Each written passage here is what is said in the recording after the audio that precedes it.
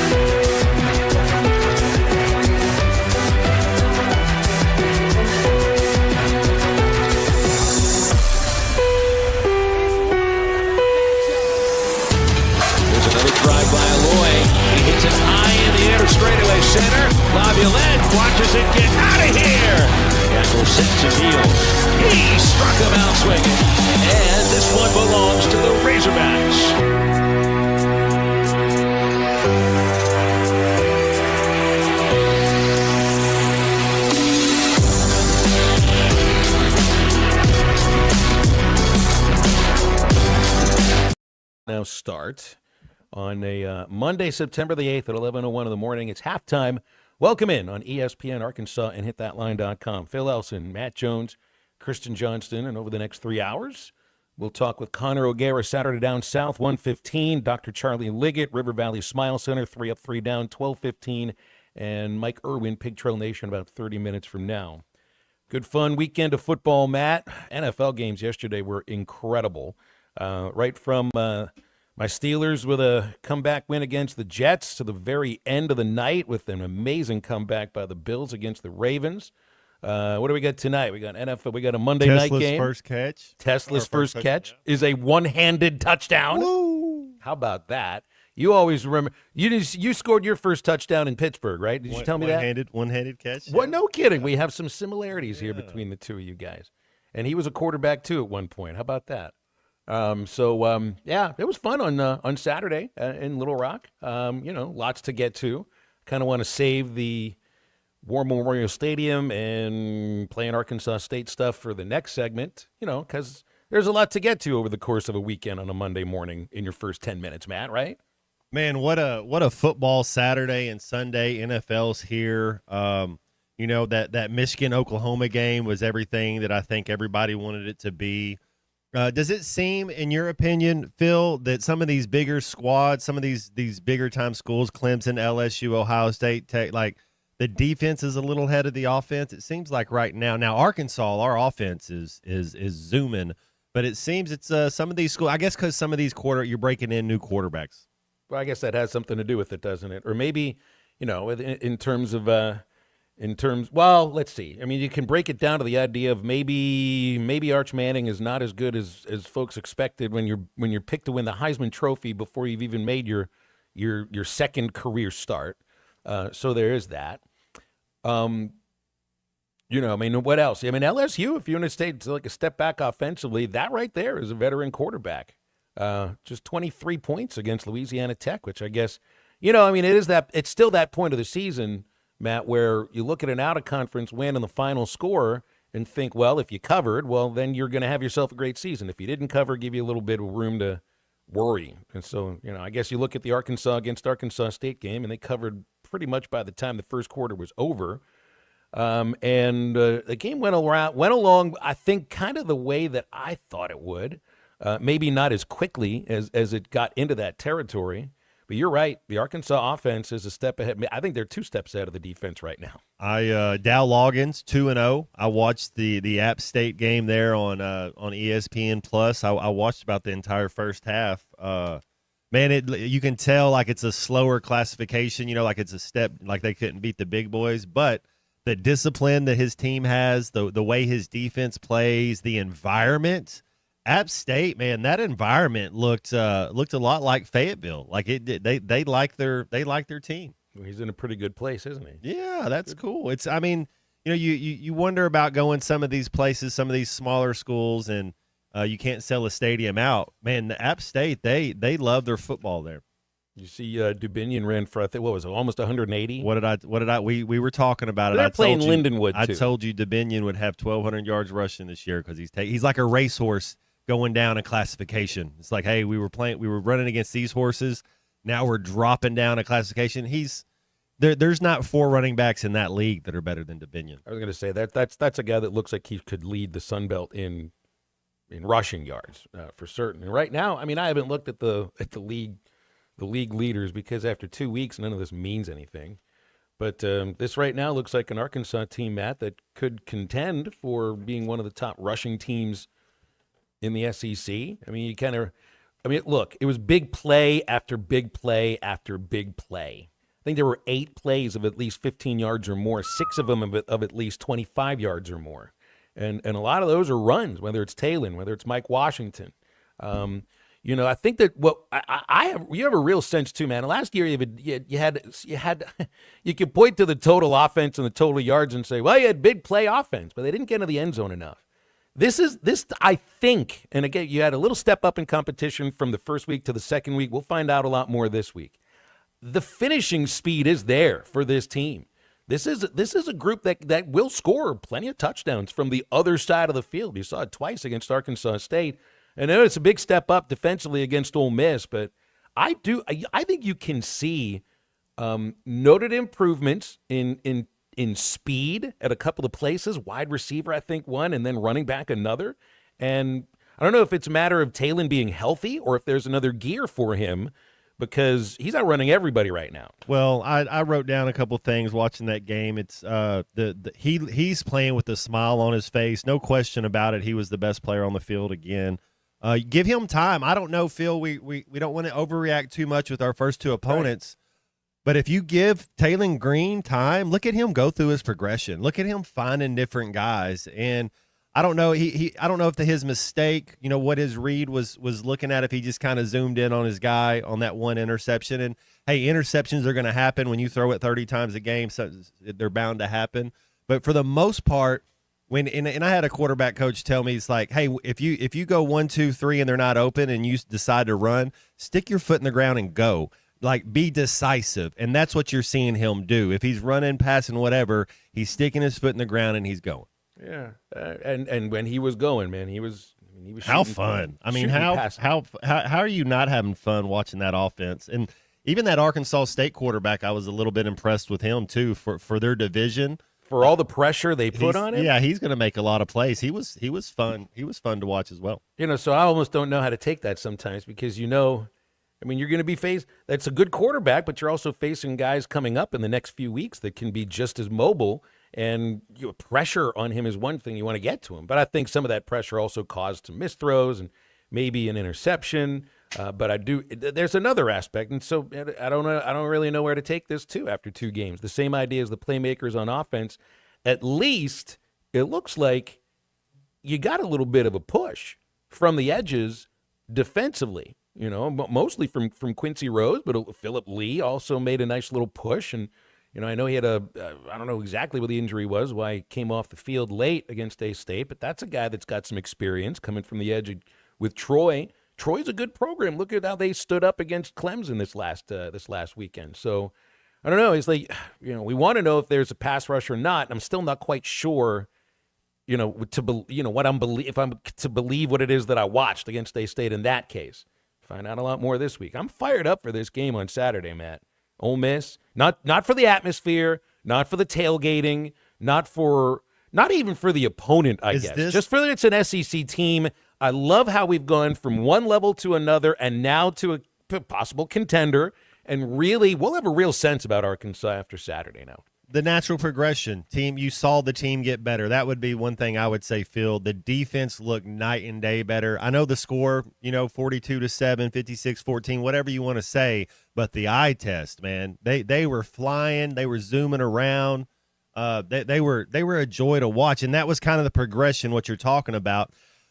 The last couple years before we started conference play, do you feel, I guess that'd be a question for the listeners, I feel better about this team right now than I have about the previous two teams. Well, what is it then? I think the offensive line's better. Yeah. I think the offense, and we're going to find out, Phil, because we don't know. We would win the Sun Belt. I get that. We'd be Sun Belt champs. But that'd be fun, right? But so hopefully going forward, if you give Taylon Green some time, man, this offense is going to be fun for what we got. 10 more games left. Woo. I don't know. I'm just sort of anticipating a pretty high-scoring game next to the Grove. Forget about whatever you want to call the Ole Miss football stadium, Vaught Hemingway. Let's just call it next to the Grove because that's the way that they view it anyway. They like it outside the stadium more than they like it inside the stadium over there in Oxford. So we'll just call it next to the Grove. It's going to be a high-scoring game. I think Ole Miss is already a double-digit favorite, but I haven't looked at the over-under yet. I'm anticipating. I think both teams end up in the high 20s at the very least. I think you're both going to end up in the 30s, and it's going to be a great game. But you get some reacting to do to Arkansas State first. And, of course, the politicians will get involved with something like this because you can speak to two fan bases at the very same time and be very, I don't know what the word would be here, magnanimous, a little bit sanctimonious about this whole idea of trying to assuage the boards of trustees of both universities to schedule this game in Little Rock every year. I couldn't think of a worse idea. 877-377-6963 is the Lewis Automotive Hotline. We'll get into that topic in a moment. Stay with us. I think it's your girlfriend called. Text the Lewis Automotive Group hotline, 877-377-6963. Lewis Automotive Group, home of the Lewis Guarantee.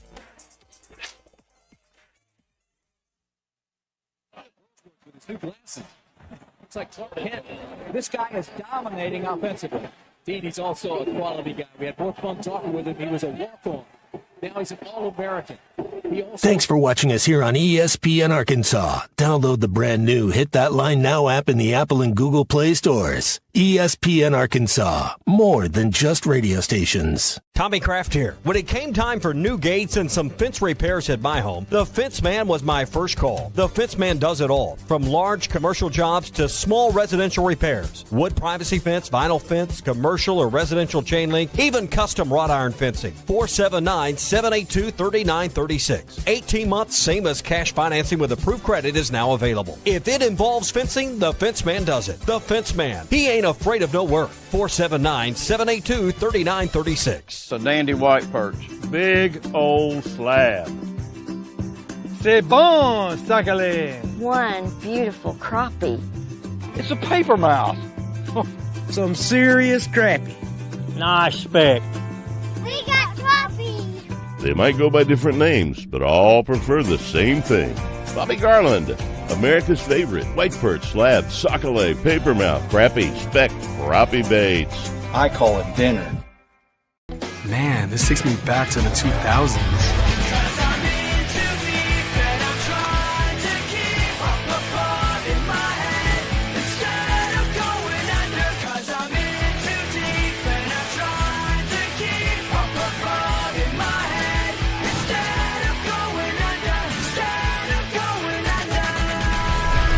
All your Y2K favorites are back for only $3 or less. Only at Taco Bell. Lewis Automotive has been serving Northwest Arkansas for over 75 years and just getting started. Our knowledgeable sales team is here to find you the perfect vehicle to fit not only your lifestyle, but also your budget. Our factory-trained service technicians keep your vehicle running at optimal level. And if you're looking for genuine parts and accessories, our team has exactly what you need. Relax in our comfortable lounge. And when your car's ready, we'll return it to you spotless. Thank you for being a part of our story. Come see us at Lewis Automotive Group, where you're more than a customer, you're family. Does your Razorback closet need an upgrade? The University of Arkansas Game Day Collection is what you're looking for, only at Rhoback.com. They've custom designed the best hoodies, polos, and Q-zips for your school. Go check out this and more at Rhoback.com, and don't forget to use our link for 20% off. Use code RUSH25 at checkout on Rhoback.com for 20% off your first order. That's RHOBACK.com. 20% off all hoodies, joggers, and more with Rush 25. Rhoback, where action meets comfort. Get 20% off on your first order with the code RUSH25.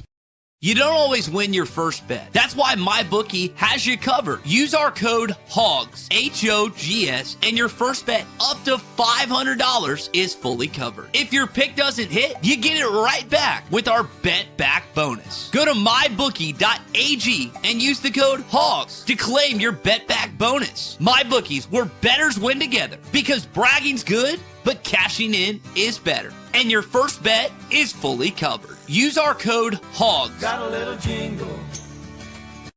Dad, the driver looks dirty. Ew, yucky, Daddy. Hey, don't worry, boys. That's what we do best. At My Dreams Mo Wash, we make homes, businesses, and even big industrial spaces shine like new. So you can clean houses and big buildings? That's right. Residential, commercial, or industrial. No job's too big or too small. Call My Dreams Mo Wash today at 479-763-5561. Or visit mjmowash.com. My Junior's Mobile Wash. One call, cleans it all. It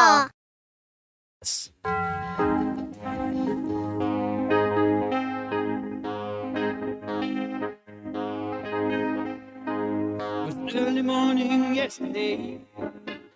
I was up before the dawn, and I really have enjoyed my stay, but I must be moving on.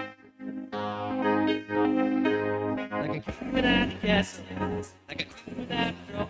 I'm just on and on, and I must be moving on. Now I believe in what you say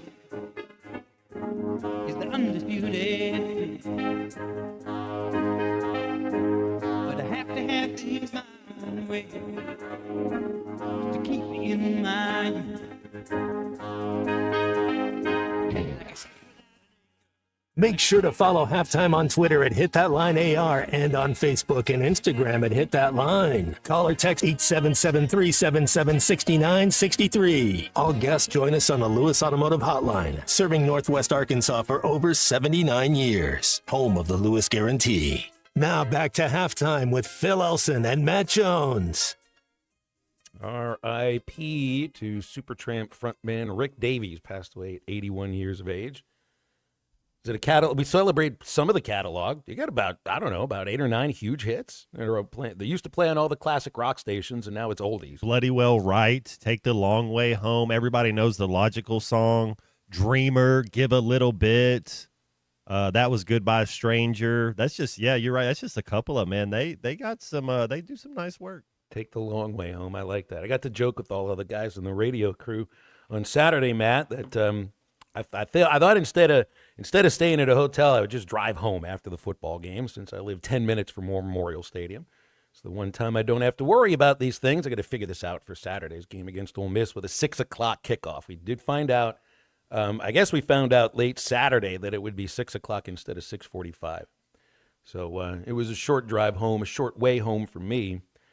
But I got to be honest, I hope I don't have to do this again until it's basketball or baseball that plays in Central Arkansas, because let me start this a little differently. I drove my son to the bus stop this morning. I had on a sports radio station in Little Rock. It's the Buzz, and David Basil has the governor on, and she's talking about the letter that she has sent to the university trustees for both the University of Arkansas and Arkansas State University. She is trying to persuade them to make this event and it was a great event on Saturday, for this to be an annual thing. She even said, I want this to happen next year, which to me goes to show that you have no clue what it is you're talking about, because the whole idea of the scheduling in the SEC now is that this team is scheduled out through 2030. There's 9 SEC games next year. They already had to move 1 to another year. They're not going to do this next year, nor are they going to do this the year after, or the year after, or the year after, or the year after. And look, I get it. It's the opportunity to speak to two fan bases at the same time and come across as, I understand what you mean, and, I'm with you, and this is great. We're all going to be about Arkansas together, and really this letter is much ado about nothing. Much ado about nothing. Anybody, at least on the Arkansas side, that's a university trustee that takes this letter for anything other than what it is, and I wouldn't call it a political stunt, but I do think it's an attempt at being magnanimous and sanctimonious at the same time, should probably leave their post. This is not good for Arkansas football. It would not be good for Arkansas State football. It isn't realistic in the current climate of college sports to have these two programs playing in Little Rock every year. And it isn't even good for the state of Arkansas overall to do this every year. I mean, are we treating these two programs like it's the AIC or that it's the Great American Conference just because they're in the same state? Now they got to play every single year because we had fun once? How many 56 to 14 beatings does one program need to take before they know, and they probably already do know, it's not good for Arkansas State football either? It feels good the first time, but I don't think you want to treat these programs like some parochial bent on college football. They're national programs. It's okay to schedule outside the state and every once in a while play each other in Fayetteville, not in Little Rock. You don't think it'd be like a 3-for-4 type deal? If there's 4 games, they'd come to Fayetteville 3 times, and you would go to Jonesboro once, maybe something like that. I have a tough time believing that Arkansas football would travel to Jonesboro. Yes. Yeah. I don't think Arkansas baseball would ever travel to Jonesboro. Not for a midweek series, not for a weekend series. The women's basketball program has gone there for NIT and for regular season. And I think we'll do that again with women's basketball, but you will never see baseball do that. I don't think you'll ever see men's basketball schedule that, and you won't see I'd really be surprised if the Hogs ever play in Jonesboro. But I think playing them every few years is a good thing, but not every year. I mean, you're going to only be scheduling one group of 5 program from now until whenever, as long as they're keeping FCS. That's basically the government trying to tell you, we'll do your scheduling for you guys. Don't worry. You don't have to worry about that. It's not financially good for either program. It's not competitively good for either program. And I don't even think it's good for the state. So I think it. I have to disagree a little bit. I think it is good for both programs to play each other. And I'm not saying annually, but once or twice every decade. I think they should. You should play Tulsa. You should play Memphis. You should play some of the regional schools. I mean, that atmosphere was the best atmosphere that War Memorial's had in probably 8 years, and it was because it was Arkansas and Arkansas State. And it's a little bit of a novelty. And I get it. We're supposed to be the better team, but I would love to see them at least play once or twice every decade for sure. And I'm with you on that. I'm not saying that it wouldn't be good to play them every 3 or 4 years. Annually does not make sense. Yeah. No, yeah, right. You kind of pick and choose some other teams regionally and stuff, but I like to see it. If it was once every 5 years, even if it was once every 8 years, just something where it's like, hey, you know that you're going to get that Arkansas State matchup again. This is not 2 programs at the same level that need to play every year. Iowa State. Hey, I understand why they would want to play each other every single year. 72 kids from both schools were from the state of Iowa. That means they grew up playing high school ball. They know each other. That's a cool rivalry right there. That's cool. And they're basically at the same level anyway. So that game, I think, is a lot about those 2 teams, and a win in that game means a heck of a lot more than a win for Arkansas over Arkansas State on an annual basis. It's the same with Clemson and South Carolina. It's the same with Kentucky and Louisville. These are programs that are on par with each other.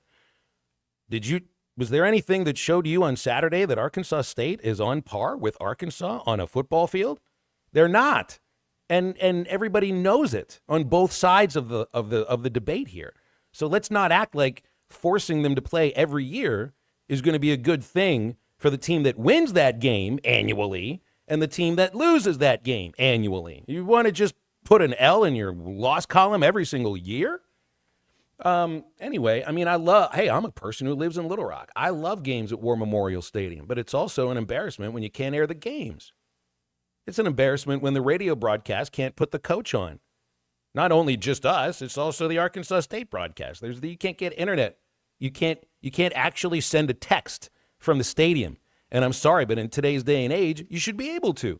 Matt, they couldn't even scan the tickets. The internet didn't work, and so the ticket scanners, which however much money was spent on that, you might as well just throw it in a pile and lit it on fire. Those things are worthless without working internet. And you know what they didn't have? Working internet. Why did you miss 8 games or 8 plays during the game? There you go. That's why. It's another reason why you don't put that on display for everybody. I'm glad that game was not nationally broadcast because it wouldn't have looked good for Arkansas. It wouldn't have looked good for the state. Yeah, we might have looked like we love football and everything, but then you have 8 or 9 plays that you can't watch, and you know exactly the reason why. So let's understand the reality of college football in today's day and age.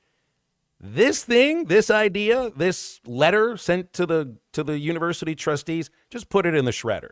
Or, I don't know, frame it so you can point at it and say, look, this is what politicians do sometimes. 877-377-6963 is the Lewis Automotive Hotline. Yes, Jamie Macy is playing to the Central and South Arkansas voters and the Northeast Arkansas voters, but not the Northwest Arkansas voters, right? You can play to 3/4 of the state in that case. And I guess it works for you there. So it is not going to happen. Shouldn't happen, will not happen. But I do think these teams will play again, Matt. And whether or not there's ever football, Arkansas football at War Memorial Stadium again, I think is probably will depend upon a new stadium being built. Wouldn't play on that turf. Not once did I hear Hunter Yurachek or Sam Pittman talk about player safety, about not playing. But that would be my number one concern, player safety. That turf is not made for 6'2", 195-pound people, 240-pound people. It's made for 7th graders that are 5'3", 145 pounds. That turf is so bad on your joints. That would be my first deterrent from we wouldn't play there until you go back to a grass field. All right, we got a break. We got Mike Irwin from Pig Trail Nation coming up. We want your thoughts on this. I mean, I call it a debate, but I don't even think it's a debate. So we'll talk about that and much more, including the actual game on the field, which I think is more interesting, with Mike Irwin just after this. You're on my good side. But don't confuse kindness with weakness. This is halftime. Actual price will depend on product and subscription plan. Featured products are compounded drug products, which the FDA does not approve or verify for safety, effectiveness, or quality. Prescription products require an online consultation with a healthcare provider who will determine if appropriate. See website for details, restrictions, and important safety information. Want a boost in and out of the bedroom? Hims has you covered. Introducing a new 2-in-1 approach to level up your game. Tadalafil for better bedroom performance and zinc for testosterone support. Put it all together and you've got what you need to turn things all the way up. Getting started is simple. Just go to hims.com/joy to start your free online visit. Through Hims, you can access ED treatments, including pills, chews, and more. 100% online. No office visits, no pharmacy lines. Just fill out a simple intake form and a licensed medical provider will determine if treatment's right for you. If prescribed, it ships free and discreetly to your door. Find affordable treatment options at up to 95% less than brand names at hims.com/joy. That's hims.com/joy, hims.com/joy. You're listening to Halftime Live from the Crabtree RV Center studios. Crabtree RV Center, where RVing is life. Up to $11,000 off on select GMC Sierras at Harry Robinson Buick GMC. The GMC Sierra will conquer the road with confidence. Up to $11,000 off, or take 4.9% for up to 84 months. Lease the all-new 2025 GMC Hummer and go 0 to 60 in under 3.9 seconds for as low as $9.99 a month. Harry Robinson Buick GMC. We are professional grade. Harry Robinson Buick GMC. Exit 11 off of I-540 in Fort Smith. Hey, Todd Richardson back here, Shangri-La Resort, Battle out of Arkansas. My buddy Phil Carr. Phil, growing up, I love the cafe, but I also love just leaving off the dock, off the boat. You guys have a full-service marina here that even if you don't stay here, you can take advantage of. Absolutely. We've got gas, we've got tackle, we've got bait, minnows, worms, everything you need to enjoy the day on the lake, fishing, or just family fun. Shangri-La Resort in beautiful Madida, Arkansas. A touch of paradise and a boatload of fun.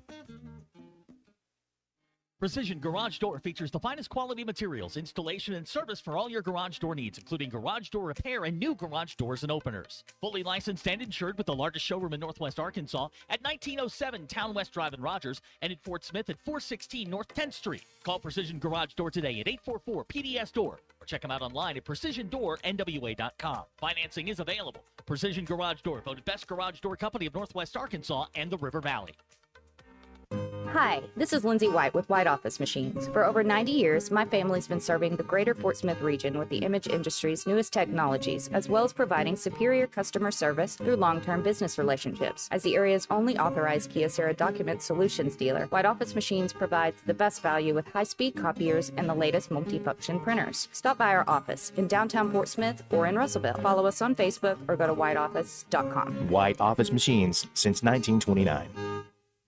When electrical needs pop up, don't get left in the dark. Call the local team that's trusted on and off the field. Harrison Electric. That's who homeowners and local businesses choose. Harrison Electric. Honest, dependable, and they leave no mess behind. From quick fixes to major upgrades, Harrison Electric is your go-to for all your electrical projects. Don't sit on the sideline with electrical problems. Get back in the game with the pros you can count on. Harrison Electric. Honest, quick, trusted. 652-3077.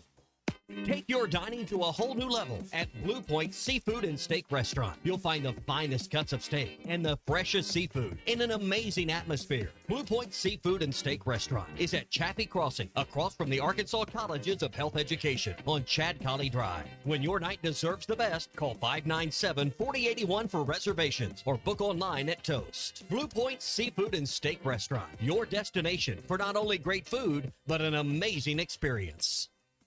Your home for every Razorback football, basketball, and baseball game. ESPN 95.3.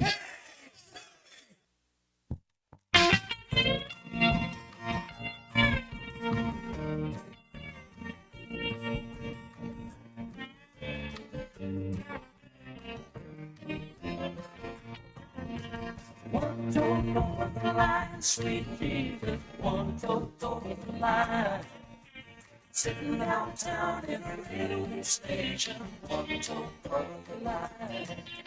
I'm waiting for my train to go on Sweet Mary, hoping that the train is on time.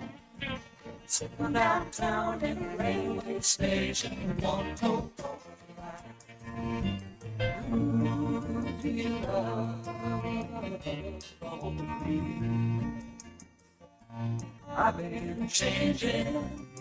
As you can plainly see, I felt the joy and I learned about the pain. Never I would say if I should choose to make the part of me, it's really starting.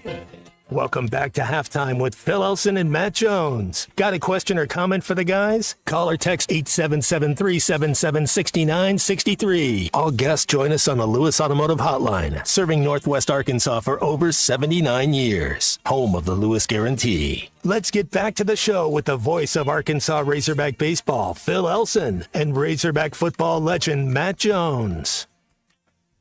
Right to the Lewis Automotive Hotline and the one and only Mike Irwin from Pig Trail Nation joining us on a Monday morning. Mike, how you doing? Cogs look pretty good on against A-State. What'd you think? Yeah, I was a little bit surprised. I thought the game might be a little closer, but after all these years, you finally play that game. You don't really know what's going to happen. And I when it was over, I was pretty much believing that would be it. But now we've got this letter that I guess the governor has sent to the board of trustees of both schools, basically saying you should continue to play this and you should continue to play it in Little Rock. And I predict that's going to be hugely controversial. I thought this debate was over, Mike. It should have been over. Why even send this letter out? I mean, if you're on the trustees, if you're on the board of trustees, heck, for either university, do you even want this? I don't think so. Well, Arkansas State may want it. I think it could benefit them, but it's totally oblivious to the situation that Arkansas is about to be in, where they're going to have to play 9 SEC games every year. They're going to have one of their 3 remaining non-conference games is going to have to be against a Power 4 team, and you're going to turn around and ask them to take one of the two remaining non-conference games and force them to go to Little Rock every year, lose a lot of revenue by moving it there, and then play in this outdated stadium and put yourself in a position where you may lose that game because it'll turn it into a rivalry game. If I've said this all along, if Arkansas State were in the SEC, if these two teams were in the same conference, there wouldn't be any question about this. But it just does not benefit a school that's in the SEC to play a Sun Belt Conference school every year when you really get nothing out of it if you're Arkansas other than, gee, I guess we won this year. Hope we don't lose next year. And then there's the whole revenue thing. It costs you money. I mean, what if they play this game in Little Rock every year? Are they going to fix the stadium up for one game a year? Where's the money going to come from? It's just really, really puzzling to me. Yeah, well, you know what's good for college football teams in today's day and age, Mike? Two things. One, home games. You get home games, you make a lot of money. I think Arkansas makes over $4 million more playing in Razorback Stadium than they do in Little Rock. What else is good for teams of the level of Arkansas State? Full guarantees. They don't get a full guarantee when they play Arkansas and Little Rock. At least they didn't this time around. So to the financial realities of the sport, this is not good for either program, which means it's not good for the state as far as I'm concerned. Well, we'll see how that plays out. I'm not sure what leverage she's got. I don't know what the board has to do. If she puts a squeeze on them, what that means, or if she's just making a suggestion. We're too early in this process. The thing to me that you have to focus on if you're a Razorback fan right now is, okay, they clearly got really up for this game because I don't think they would have won the way they did if they hadn't prepared for it, if they had treated it like a normal non-conference game. I don't think they would have had the outcome that they had. So they had to get up for this game. Well, guess what? Now you got to turn around and go on the road to play Ole Miss, and you got to be up again. And I'm not sure whether winning this game is going to help them down in Oxford or hurt them. We're going to have to wait and see. But it's a new thing that we've never had to deal with before. In a year in which Arkansas really now needs to get something going and win some SEC games. Hey, Mike, let's talk a little bit about the game on the field. Give me somebody on defense. I thought the defense night and day, just the eye test, natural progression. Thought they flew around and played with passion and played fast. Kind of tell me what you saw on the defensive side of the ball Saturday. Yeah, well, they were much more aggressive. They got after the quarterback. I think they were a little bit angry at the way they had been insulted. I mean, John Daly took shots at them.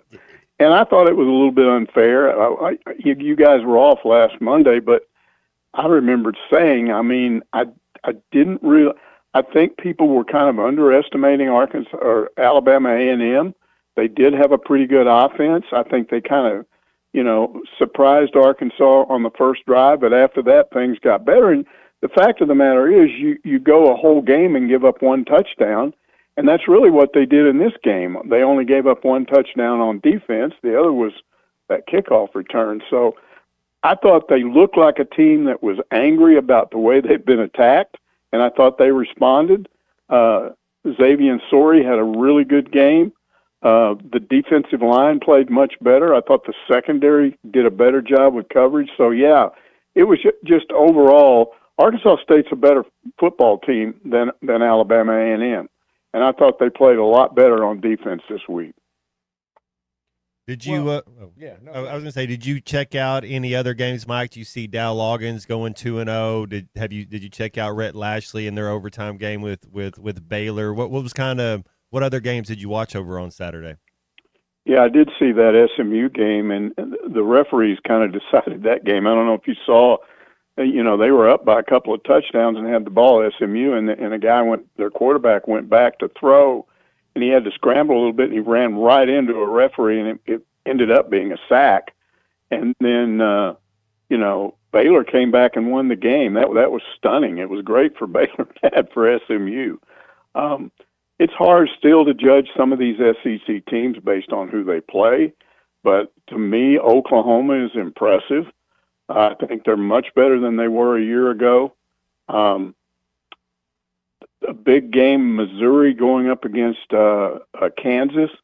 I said last week I thought Missouri would win that game, and they did. So Missouri's off to a good start. They've successfully replaced their quarterback. Now, you know, their backup is probably out for the year, so this guy's got to stay healthy. But they've got a good defense. They've got good wide receivers, a decent running game. They're going to be a factor in the SEC race this year. So I think Missouri's pretty good. Tennessee is off to a really good start. They look much better than they did a year ago with a new quarterback. So, I mean, and Alabama even bounced back. I mean, they didn't play anybody, but, you know, at least they bounced back from the embarrassment they had the week before. Well, Florida took the worst loss of the season so far. Yes, they did. Weeks. That's the worst loss of the year for any SEC team because it's a home game. And I think South Florida looks like a good team. Heck, they took Boise to the woodshed the week before. But I don't think Florida's ever had a stretch like this, a 5 or 6 year stretch. That's just especially the way, you know, they just won a national basketball championship. Their baseball team is top of the list. Player of the year a couple years ago. Absolutely. Yeah. I mean, Florida football, I can't imagine. I can't believe where they've fallen right now. I thought they were on the way back too, Mike. Well, and this is an example of what kind of Arkansas would have gone through if they lost to Arkansas State. You know, what you had was a rank. I think they were ranked 12th, something like that, Florida. Well, they're not going to be in the polls this week. And now you've got a team, a South Florida team that beat you. Now they go to play Miami, and then you got to play Miami. So what if Florida ends up being number 3 in the pecking order in its own state when this is all over? This is what happens when you play a mid-major team that's on the rise, and they've got more to gain from this than you do, and then you lose the game, and then all of a sudden people are going, well, you're not even one of the better teams in the state this year. I mean, it's bad for Florida.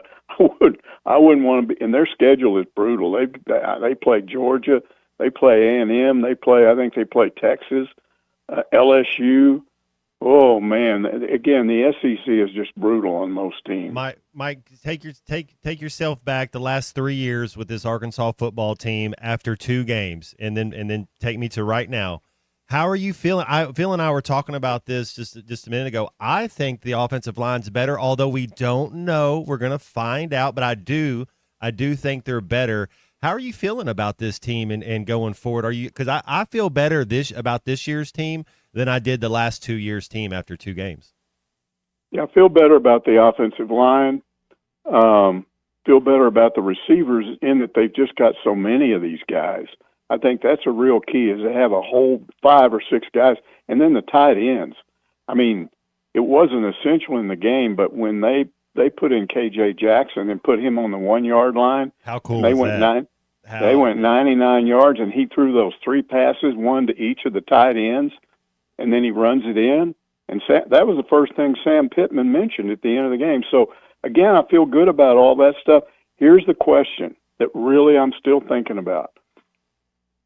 Taylon Green throwing those 2 interceptions, it was like he suddenly, after that amazing first quarter, he just suddenly lost focus, and he started looking like the guy he was last year.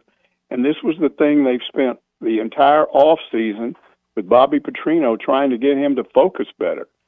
So now he said that, you know, he did bounce back, and what he said after the game was it was because Petrino just kept calling plays in which he threw the ball. In other words, he didn't dial him back and say, okay, I don't have faith in you anymore, we're going to run the ball. He didn't. He just kept calling his number, and he said that gave me confidence again.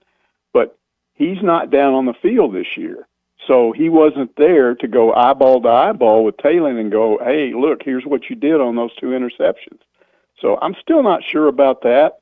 You do that this week, and you're going to lose the game. So that's the one question.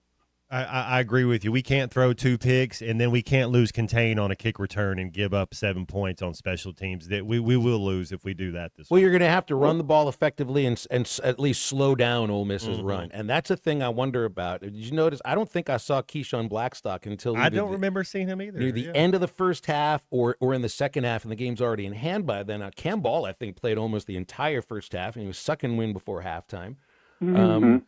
You know, and Ole Miss is going to come right at you. I mean, if you're looking for the one spot right now that most people are, I guess, you know, you said the defensive line might have taken some insult. Well, don't worry about insults right now because you're playing an SEC team that's going to try to gash you right up the middle this weekend.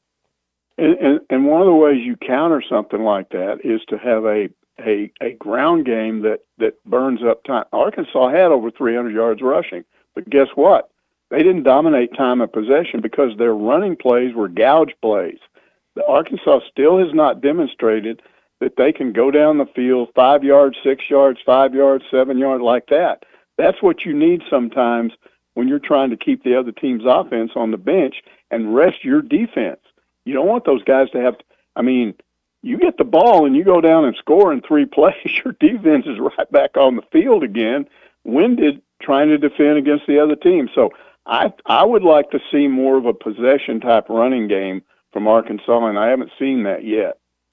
We'll say that all the SEC games mean the same, it's all same in the standings. But when you look at the amount of players that Ole Miss has siphoned from Arkansas in these last 2-3 years, there's added significance to this game compared to probably any other game on the schedule.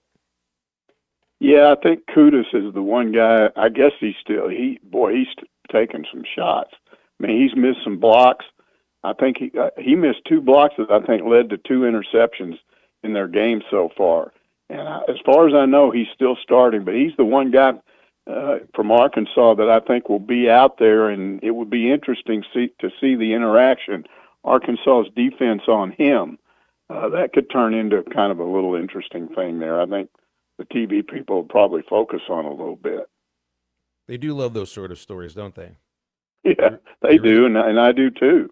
Didn't Carmona say something about the kind of off-season talk that everybody talks about? But they talked about, and I think he and Kudus had a little, I don't know if it was a back and forth, but I think Carmona tweeted at him after he announced he was going to Ole Miss. And that was the guy. Do you remember he said, I don't know if he said this on the coach's show or it was a preview leading up to the Ole Miss game. Kudus talked about growing up hating Ole Miss. So that's right. And then he tells Pittman, "Yeah, don't worry, I'll be back." And it's like you can't really trust what the kid tells you. That color green kind of alleviates some of that hatred. Huh? Absolutely, that's the whole thing these days. You got to take into consideration is the amount of money that somebody offers you. That is kind of how it goes. Mike, we'll leave it at that. Appreciate it as always. Let's do it again next week, and looking forward to it. All right, we'll see you guys. Mike Irwin from Pig Trail Nation gives us some of his time every Monday morning, right at about 11:30. You can give us some of your time and a piece of your mind on the Lewis Automotive Hotline, 877-377-6963. Get over Wednesday to Twin Peaks as they're celebrating one of the most beloved things every Wednesday this month is Brew Day at Twin Peaks and Rogers. You get to Twin Peaks and score 22-ounce Twin Peaks brews on draft for just $3.99 all day. And, of course, they're going to come at 29 degrees. Icy cold. Enjoy your NFL Monday Night Football tonight with the Vikings and the Bears at Twin Peaks in Rogers. You can also get some Twin Peaks online to go or delivery at twinpeaksrestaurant.com. Scenic views at Twin Peaks. Back to wrap up hour number 1 of halftime right after this break.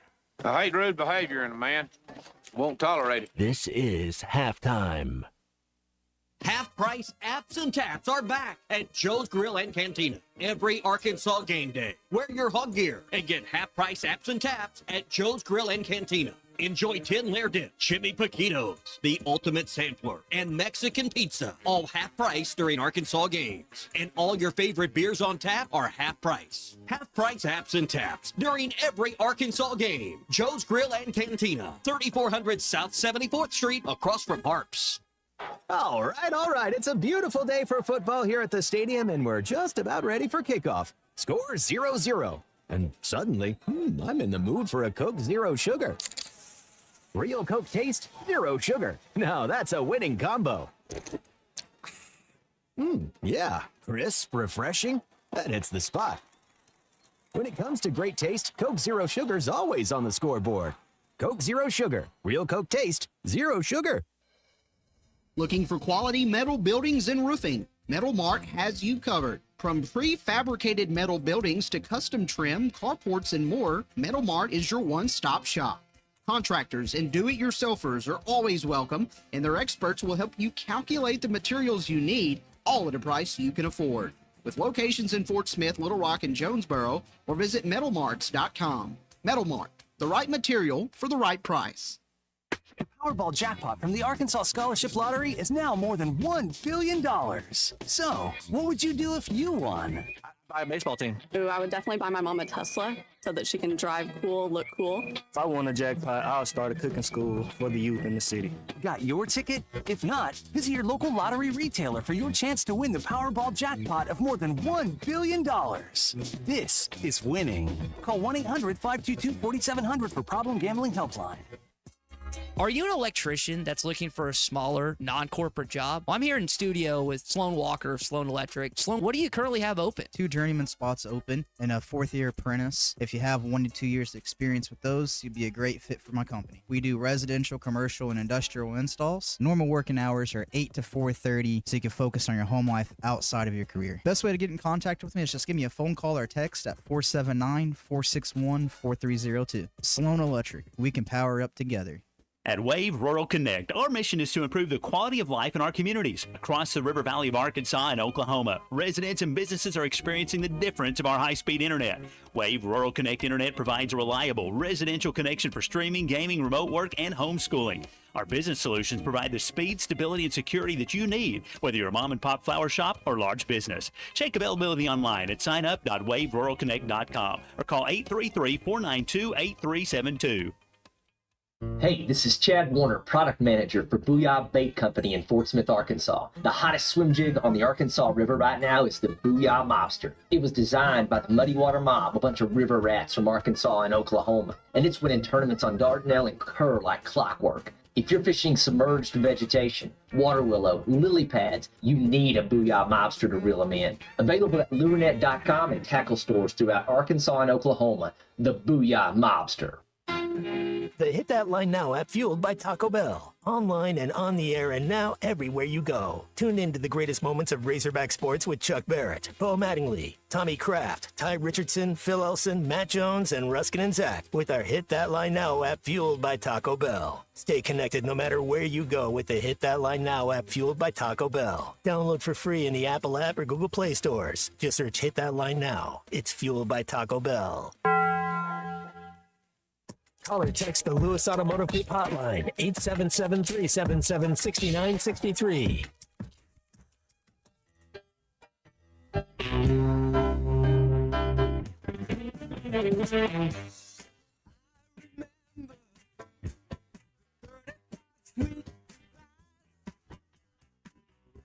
You put me in the Wolverine up to and there.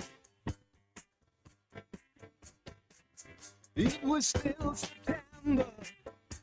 Your daddy was quite surprised to find you with the working girl in the county jail. Smoking with the boys upstairs.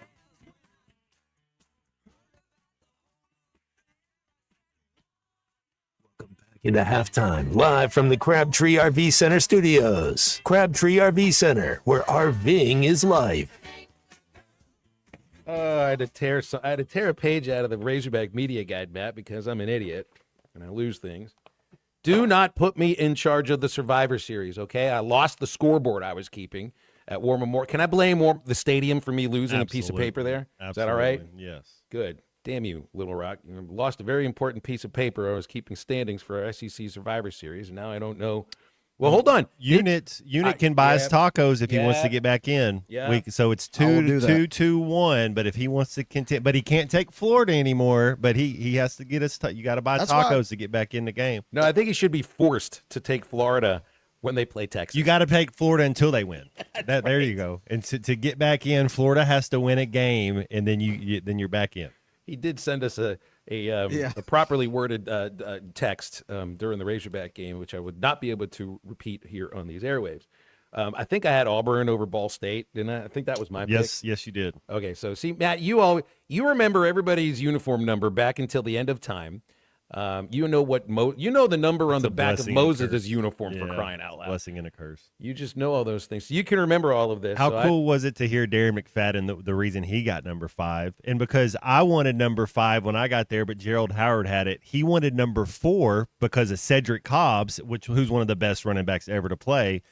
But somebody else had it, so he got number 5. So I thought that was pretty cool. Listen to that story. I'd want to hear from Cedric Cobbs as to when you hear why number. So don't you love that? It's a tradition. I guess I don't even remember when they're doing this patch. If it's the Notre Dame game or if it's I thought it was every game. It's just a one game a year. Well, they're honoring him. They're honoring him for it. Oh, I see what you're saying on the field. But it's the idea of if you're Cedric Cobbs and right, so your number 4 doesn't get a patch, but the reason that number 5 gets a patch is because Darren McFadden picked you as his favorite Razorback. He was all about you. Well, I love the fact because whenever you talk to players, it's like, who do you model your game after? Who do you enjoy watching? It's something I always like to ask players because some of them are like, oh, they're all about me. Instead of being a student of the game, understanding the players that came before you, the history of it. And I love to hear that. I love to hear McFadden talk about because they're both Little Rock kids, and Cedric Cobbs was just as good as any running back to ever play up there.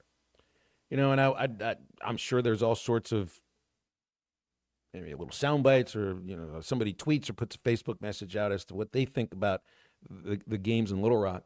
You know, the guys who are from Central Arkansas and are currently on the team. You know, I'm interested. You know, they'll say all the right things about what it means to play there, but I do wonder. You know, now that they know that none of them will have to make that trip, none of them will be playing on that turf again, what it is that they might think about that. But I really do think it's like this is not. I don't think this is going to end up being a debate that lasts as long as the should you schedule Arkansas State again, because it's going to happen. It's just the idea of this letter that's gone to the Board of Trustees. Just let it go, and for a week they can ignore it, and then we can just forget that the letter was ever sent. Because I honestly think that's kind of the design for it anyway. Hour number 2 of halftime is coming up, and we've got Dr. Charlie Liggett from River Valley Smile Center for 3 Up, 3 Down, about 20 minutes. You want to get with us on the Lewis Automotive Hotline? Do it. 877-377-6963 is our Lewis Automotive Hotline. And yes, please do not give me any responsibilities of keeping scoreboards for us. I get too much to drag back and forth, and sometimes I end up losing my head somewhere. Oh, it's over across the room. We'll pick that up. Be right back for hour number 2 after this.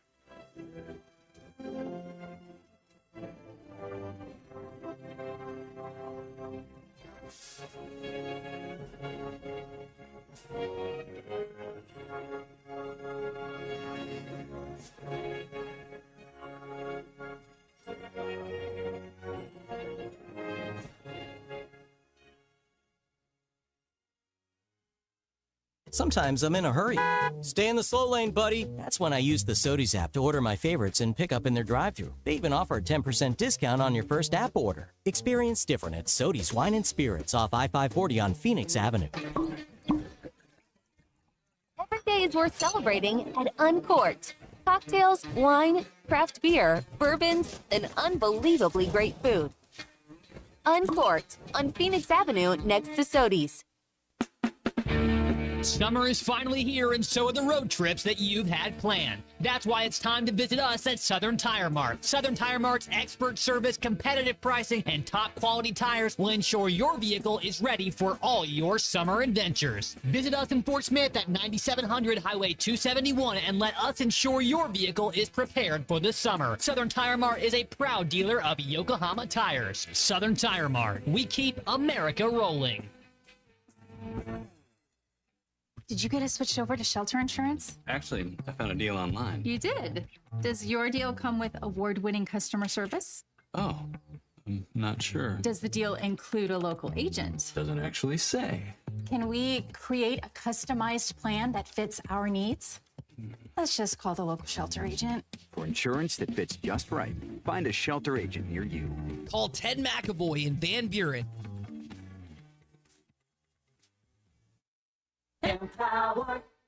Tim collects bobbleheads. A lot of bobbleheads. Baseball bobbleheads, race car bobbleheads, little chihuahua bobbleheads. He's got an entire room strictly for bobbleheads. Does he need them? No. Is his wife mad about it? A little, but Tim works with Empower, and he got good at money, so he can be a little bad. Ooh, horse bobblehead. Classy, Tim. Empower. Invest well, live a little. Start today at empower.com. Hardee's Original Bag is back, now with even more full-size sandwiches. Choose any two. The new spicy chicken sandwich, hot ham and cheese, hand-breaded chicken tender wrap, or charbroiled double cheeseburger. Mix and match any two, with fries and a drink, just $6.99. Why settle for junior burgers? Get big savings on full-size goodness in Hardee's country. Download the app and join my rewards for special offers. These items only, tax not included. Price and participation may vary. See app for terms. ESPN Arkansas weather. For today, plenty of sunshine. Our high temperatures this afternoon will climb to right around 80 degrees. Later on tonight, mainly clear to partly cloudy, overnight low in the low 50s. Tuesday, right back to sunshine, low 80s. And Wednesday, lots of sun, highs upper 80s to low 90s.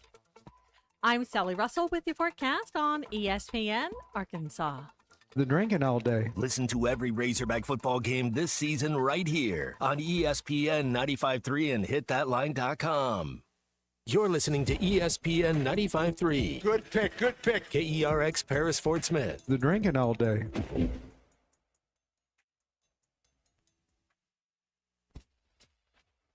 Coming to you live from the Crabtree RV Center studios. Broadcasting on ESPN Arkansas and streaming on hitthatline.com. We got a good one tonight. You got a team in here that could respect you. Oh, actually, if I'm all right. Joaquin Finch dominate, and we not doing it. We're going to go get one and celebrate on somebody else's field. Yeah. You said you had very motivational words at halftime. It's halftime with Phil Olsen and Matt Jones. From the bottom of my toes to the top of my head. What's my hot dog? Let's go, man. The angles were so bad, we showed them at halftime. But they were one race back. Like, what in the world were we thinking? It's vintage Matt Jones.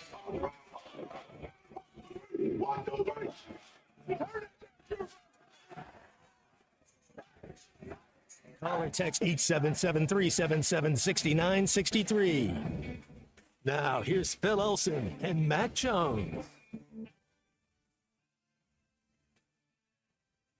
Bright and sunny day, and boy, it is good to be with you on a Monday, September the 8th, 12:01 on halftime on ESPN Arkansas and hitthatline.com. Over the next hour, we're doing 3 Up, 3 Down with Dr. Charlie Liggett from River Valley Smile Center in the next segment. And now is the time to get with us if you want. 877-377-6963 is our Lewis Automotive Hotline. Had Mike Irwin on the show in the last hour. If you missed that, it'll be on the Eastside Liquor Halftime Podcast. We'll also be speaking with Connor O'Gara Saturday down south for a look around the SEC for week 2 and then week 3. It's just the Arkansas Ole Miss game is one of a few games that should be really entertaining, Matt. Georgia against Tennessee in Knoxville, Florida traveling to Baton Rouge and LSU. South Carolina, Vanderbilt actually might be a pretty good game as well. And Texas A&M in South Bend against Notre Dame. Hogs get both of those teams. So really feel we had a great week 1 in terms of brand names. Last week, not so much. Week 3 is going to be really fun. I saw a stat that Oklahoma's 8 SEC opponents right now, currently, the 8 SEC opponents that Oklahoma plays on their schedule are all ranked in the top 25 right now. Oh, I didn't realize. Welcome to the SEC, Oklahoma. The top 25 did come out, didn't it? I still don't pay very close attention to the AP top 25 in September, but I guess I might as well look to it at some point. We got some callers on hold. Let's get right to it. So we'll do 3 Up, 3 Down on time. Lewis Automotive Hotline is 877-377-6963. Good afternoon, Charlie. Batting leadoff here. What's up, Charlie? Well, I mean, I could hang up and call because Matt was going to let me do the 3 Up, 3 Down one day. Absolutely. You know, he's like, man, anytime. He was like, I knew I was going to have to pay something, Phil, but I was down to join in. I mean, since you're an unofficial 4th member of the show, you basically have to do your show prep and do your own 3 Up, 3 Down before you call, Charlie. That's true. And then when I hang up, I'm going to call and get myself at best a C or a B or a B plus. It's hard to get an A, Phil. Well, give the Razorbacks a grade for their performance Saturday. What do you think? B plus. Ooh. I know that sound. I know that Charlie's sounds a tough low. grader. I think the kickoff return for the touchdown is that's a letter grade. If you give up a kick return in a game, you automatically go down a letter grade. Agreed. And then listen. Now I was at the game. From where I was sitting, I had an angle, and I thought, and maybe I was out of it or whatever, or a little, had a few beers. But I thought the ref was in the way on that first interception. Not giving Taylor a pass. Not giving him a pass. Can't turn the ball over there. I thought he just didn't see the defender because I thought the ref got in the way. That's just me. That was just from my angle. And then, Matt, on the second one, my question to you, this is where we always talk about option routes. He threw that ball before Brown came out of his break, and I think Brown thought that ball was going to Platt, which I think kind of caused some of that. But I will give Taylor credit for his ability to flush all that, because when you're a quarterback and you throw a couple interceptions and it's like, well, you immediately – some quarterbacks will just kind of – you know what it's like, Matt. You'll just start checking it down. You won't – but the throw in the end zone towards the end of the first half in the back of the end zone, the little touch pass there in the back of the end – I don't remember which Brown that was. That told me that Taylor had not lost his confidence, and that's a good thing. Now, we got to clean up the interceptions. I don't know what happened on that second one, Matt. What did it look like to you? It looked like Platt maybe got a little bit too much deep on his route, and then Brown just kind of didn't come back to the ball. That's what I saw.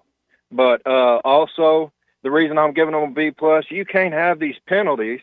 And then also, I saw Sam Pittman chewing Scott Fountain out because he had to use the timeout because they have too many on the field.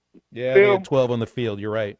I mean, and look, and listen, Sam, for whatever reason, he looks rejuvenated, more intense this year. I think because he has a good hip now. That was probably help that he's not in his hips are biting at him. Yeah, he's got a good hip and he feels good, and I like that. I like seeing that intensity from him on the sideline, holding people accountable. Obviously, we know he's going to hold himself accountable and take the blame, but he's been doing that these first few weeks. Look, gauntlet of the schedule coming up. I know y'all got other callers, man, but when I watched Ole Miss over the weekend, look, it's the SEC. It's still going to come down to the fourth quarter, but this team can't be beat. It's just going to come down to turnovers probably and penalties. So, anyways, y'all have a good one. All right, appreciate you, Charlie. Well, you had more than one reason for knocking the grade. I don't know what it's like to grade a paper. You grew up in a teacher's household, Matt, so maybe you have a better idea. I think offense, even though he threw 2 picks, I still give the offense an A-. They looked explosive. They were fun. They were playing with a smile on their face. Defense, A-, A as well. I mean, the defense gets an A, and then they've allowed 2 touchdowns. Special teams is a B. That's what. Yeah, you can't lose. We had 2 guys on that play lose contain right there. That's one of the first rules in covering kicks. Whoever the outside guy is, you got to squeeze them back to the help. They bounce out. There's just nothing. I mean, that's football 101. He kind of got lost with his eyes wanting to come. That wasn't his play. That wasn't his play to go in there and make. You're supposed to square your shoulders up and you kind of shuffle in a little bit. You don't lunge out and turn your hip. That's how you lose contain. So it's a teachable moment. It's something that you don't need that same mistake to happen again. Here's Juwan on the Lewis Automotive Hotline. Juwan, how are you? Happy Monday. Doing well. I'm always well after the Razorbacks win. That's right. I hear it in your voice. But we were talking about jersey numbers earlier, and I hate to admit this, but playing football as a kid, I picked number 1 because of Muhammad Massaquoi that played for the Georgia Bulldogs back in the day. That dude was a beast to me. But watching football so far this season, I think we can't not talk about Byron Brown and the USF Bulls.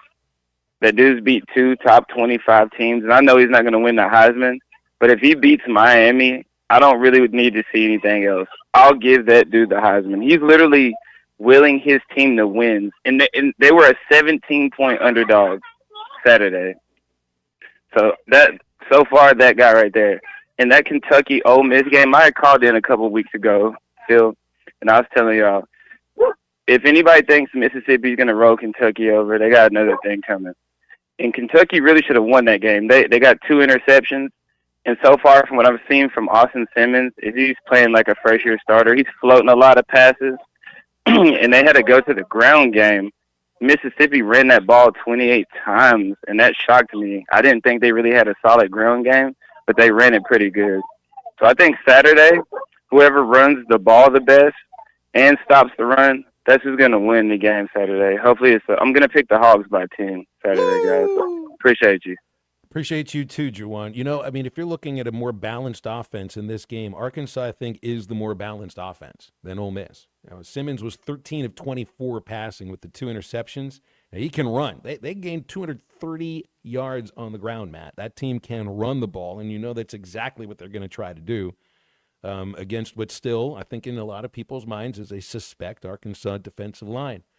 Charlie from Mountain Home, last on this Lewis Automotive Hotline segment. Charlie, what's up? Not a lot. Good morning, guys. And to you, too. Listen, on this debate with A-State, the subject, I think, please do me a favor. When you talk about it, you're talking about 2 different discussions. One, should you play them? Mm-hmm. That's one argument. Everybody's got an opinion. And the other argument is, where should we play them? And for God's sake, Little Rock should have been put to get bed years ago. So that's my opinion. So that's not even a discussion. And on the subject of should you play A-State, yes, you should. You should play them every year and play them up in Fayetteville.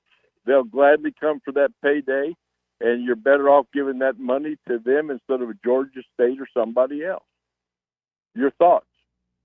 Why does it matter to Arkansas athletics who gets the money? Because I mean, in a lot of cases, if you give it to a program that's a little bit closer, because I think you're talking about teams that are more proximity.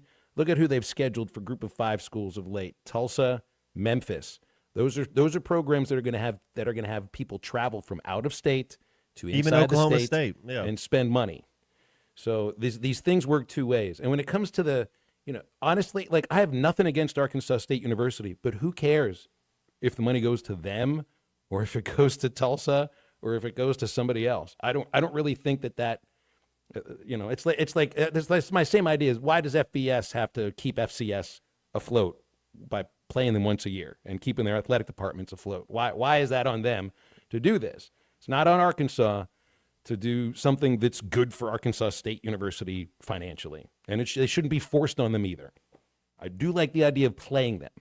It's not annually. Let's mix the schedule up a little bit. It's okay. We'll break here on halftime, and Charlie Liggett from River Valley Smile Center joins us right after this. Call or text the Lewis Automotive Group hotline, 877-377-6963. I tell you what, I know this. Got a lot of guys with some big hearts. For 3 hours or however long, maybe 4 hours, we're the best team in the country today. And it's offense, defense, and special teams. It's some guys like Darren McFadden, baby.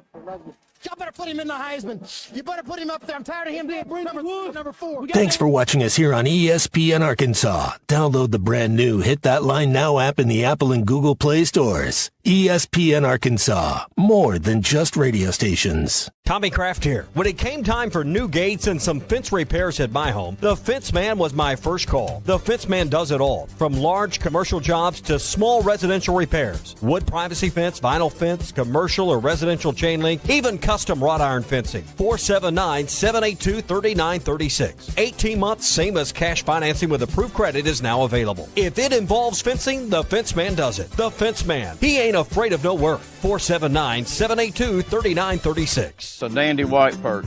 Big old slab. C'est bon, sacalé. One beautiful crappie. It's a paper mouse. Some serious crappie. Nice speck. We got crappie. They might go by different names, but all prefer the same thing.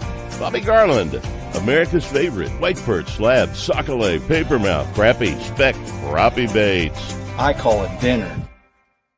Man, this takes me back to the 2000s.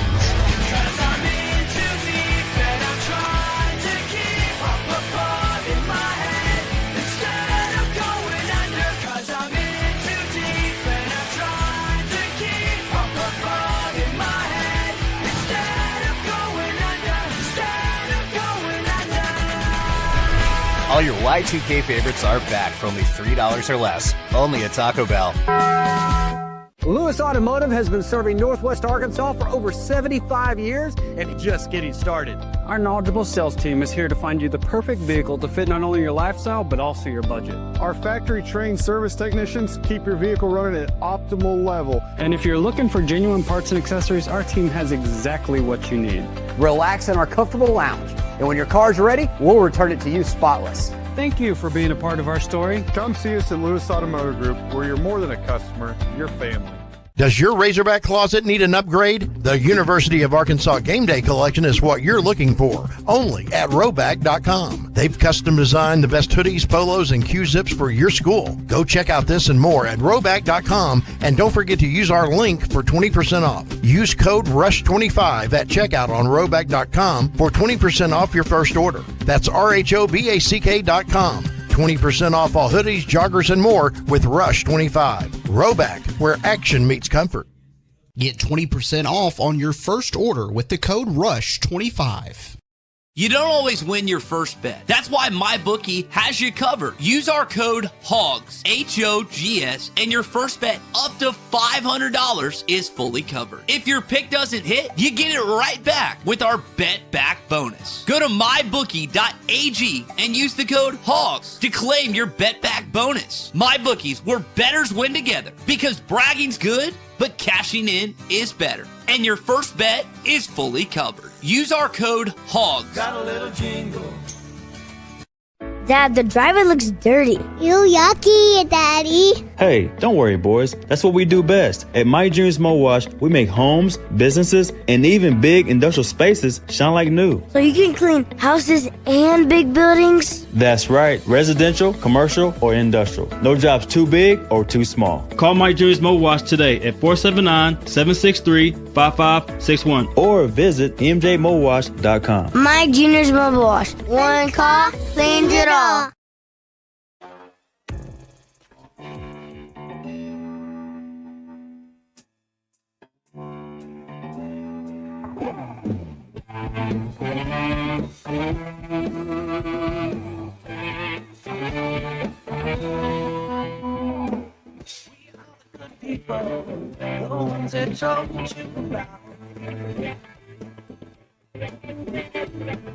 The ones that disappear behind the calling of the sun. Like footprints to the sea, they dance along the rising dawn. 10,000 voices sing. You're listening to Halftime with Phil Elson and Matt Jones. Want to jump in the conversation? Call or text 877-377-6963. All guests join us on the Lewis Automotive Hotline, serving Northwest Arkansas for over 79 years. Home of the Lewis Guarantee. Now, here's Phil Elson and Matt Jones. Back for our 3 Up, 3 Down segment. We got Dr. Charlie Liggett on the Lewis Automotive Hotline, and lots of football and a bunch of other stuff to get on during this segment. So hit it, Christian. 3 Up, 3 Down. It's time for 3 Up, 3 Down. Presented by River Valley Smile Center with Dr. Charles Liggett. 3, good morning, good afternoon, good night. What does 3 Up and 3 Down mean to you, Airman? End of an inning, strike 3. Dr. Liggett, what's up? Happy Monday. How you feeling? Happy Monday. Man, feeling great. Hogs win. Always makes you feel better. Yeah, it usually does. I hope we feel really good when we do this again on Monday. Good feelings are fun. I don't want to show up for the show on Monday being like, yeah, whatever. I want to do this. I'm with you. I'll start. I got my first up, and it is to one of the all-time great comebacks in the history of Major League Baseball. The middle, base hit, Mateo around third, Mateo with the score. One more magical moment in time on September the 6th in Baltimore. I wasn't able to watch this because we had the Arkansas State game to worry about and a bunch of other things that were going on, but this is something that had never happened before. Dodgers starter Yoshinobu, I don't remember how to say his first name properly. Yamamoto is what I'll just call him because it's his last name. He's throwing a no-hitter. He's thrown 8 2/3 no-hit innings, and the Dodgers lead Baltimore 3-0 with 1 out left. Jackson Holiday hits a home run, takes away the no-hitter. By the way, the right fielder probably could have caught the ball but made no effort for it, so kind of wonder about him a little bit. Dodgers bring in reliever Blake Trinan. He allows a double, a hit by pitch, a walk, and then a run-scoring wild pitch. So now it's 3-2. Then Tanner Scott relieves, and Emmanuel Rivera hits that game-winning single that you just heard. The Orioles were the first team in the history of baseball to be trailing without a hit after 8 2/3 innings and still win a game. The Dodgers, they're still in first place, but this does not look like a first-place team. Their bullpen has really struggled. They just snapped a 5-game losing streak on Sunday, but, man, it's not like Baltimore's any great shakes, but that's a crazy, crazy comeback. My first down goes to pointing to traffic in Little Rock for a reason why you don't have a game there or you don't want to have a game there. Look, I've had just as much trouble, even more so, coming out of Razorback Stadium on MLK than trying to get into Little Rock. And look, I mean, if you've been to enough games to know, you don't use the Fair Park exit if you're trying to get to kickoff on time. You just don't do it. I've lived here long enough to know, but you probably should know that anyway. You use the Cantrell exit. You get off Cantrell, you drive on Cantrell, you go down University, you got there, and you didn't even need to stop. Don't use your own mistakes about getting around traffic-wise and act like the traffic in Fayetteville is really smooth anyway. I got all these reasons why we shouldn't be playing in Little Rock, but traffic ain't one of them. Matt, go ahead. All right. Every single Monday, I love doing this bit with you guys, but every single Monday that the Hogs win, they are going to be one of my ups. So my first up is going to go to Taylon Green, Mike Washington, Xavier Sorey, this Arkansas Razorback team. Man, I if you're just looking at the natural progression, I thought they played better across the board from week 1 to week 2. And now they're gonna have the biggest test of the year. And so far, I really think this offensive line's better than the last couple years. So we'll see. But explosive offense, Razorbacks 2-0, victory 56-14 over the Red Wolves. And then my first down goes to Supertramp and Brewer and Shipley. The song that one took over the line. He was 84. He passed away from Brewer and Shipley, and then Supertramp's Rick Davies, which we've been playing a little Supertramp. We'll play some more as we go, but both those musicians passed away over the weekend. I appreciate the idea of passing away at 84, and it probably was not one toke over the line that did it. It's a good life. Go ahead, Charlie. Okay, my first up, I'll just kind of add on to Matt's up. How about number 51, Corey Robinson, that block that he had on the Mike Washington run where he just blew up that Arkansas State defensive back. I mean, that was I kept rewinding. I just kept watching over and over. It was pretty awesome. If you haven't seen it, you need to go back and watch it. It was nice work right there. My first down, I'm going to give to the Miami Dolphins because that's the worst play I've seen since the Tank for Tua year. Who are they tanking for? Arch Manning. They're tanking for Arch. I hope they're not tanking for Arch. Jeez, but add insult to injury, you got their number one cornerback, Storm Duck. He got hurt. He hurt his ankle. Their right guard, James Daniels, hurt his pec. But Tua's quarterback rating, following, he had like 114 yards passing and 2 picks, was 2.7. So they got a lot of work to do, but at least they've got a fairly easy schedule as far as the NFL goes. So they may be able to get it turned around, but they got the Patriots at home next week. So we'll see. We'll see what happens. Matt, you've said this about college football teams. Do you think of the same in the NFL? You make that biggest jump from week 1 to week 2, or is it different in pro football? Well, week 1 to week 3. No, the first. So when we talked about earlier, I think it was the tuna. When you have like 12 men on the field, just little things like that, you kind of iron those out. Like by week 5, you can't have substitution penalties. I mean, and you really don't want them week 2, but some of just the little nuances, the little things, you're a little more cohesive. Did you either one of you guys see the team that went out there with was it 9 seconds? They ran their field goal team out there at the end of the half and got 3 points. That was the Chiefs. That was the Chiefs, huh? I thought that was pretty cool. Yeah, well, I mean, that's down to military precision. By the way, speaking of that Corey Robinson block, Mike Washington loved what he saw too. It felt great. Was able to get the crowd loud. Had a great block from Corey Robinson. I just seen the video of it. I was like, oh shoot. It was great. Glad it ain't you, right, Mike? All right, my second up goes to quarterbacks winning their debuts and playing very well, leaving New York teams and basically being banished from those teams. Daniel Jones played incredibly well, as you just heard, from against Dr. Liggett's Miami Dolphins. Here was Daniel Jones after the game. I think gained some confidence from it, and like I said, I think the best teams can improve when they win, and see what we still could have done better, and opportunities we missed or things that weren't as sharp as they should have been, and grow from that. So I think we have a mature team and guys who understand that mindset, but can definitely build some confidence from this win. 22 of 29, 272 yards, 1 touchdown pass, and then a couple of 1-yard touchdown runs for Daniel Jones. And then and I'll just say that tight end Warren, man. Yeah. Oh, no kidding. They used the Penn State kid, right? Yeah. He's gonna be huge. He even lined up at running back time or two. Who would you rather have, Charlie? Brock Bowers, who was the tight end last year, Rookie of the Year, or Warren? I mean, because there's really no wrong answer. I love this guy. The Dolphins had a chance to draft him. I love him. Bowers had a he's huge be the game in the Raiders. Two just young tight ends on a Hall of Fame trajectory already. Well, we don't want to give, but that's Brock Bowers.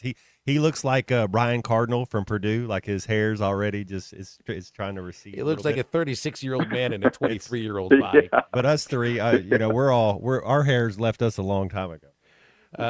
And speaking of Hall of Famers, Aaron Rodgers played like one in Pittsburgh's debut against New York in New York. 22 of 30, 4 touchdowns. Of course, it was the 61-yarder by Boswell to end it. And here you'll hear a reporter asking Aaron Rodgers, did it feel good to beat the Jets? What do you think? You spoke about the meeting with Aaron Glenn on McAfee a few months ago. Beating him, is there significance in that, since he basically told you to your face that he didn't think you were right for that team? Yes, that's what he did. So there's significance in beating him for you? I was happy to beat everybody associated with the Jets. Ooh. Putting it succinctly, huh? Putting it very, very succinctly. I did think the Jets actually look okay, but I thought the Steelers looked a little bit better, and that was a heck of a lot of fun. Second down is not giving foul balls or home run balls to a kid. Did you see the Karen from Philly? Yeah, everybody has seen the Karen from Philly with the two-tone hair.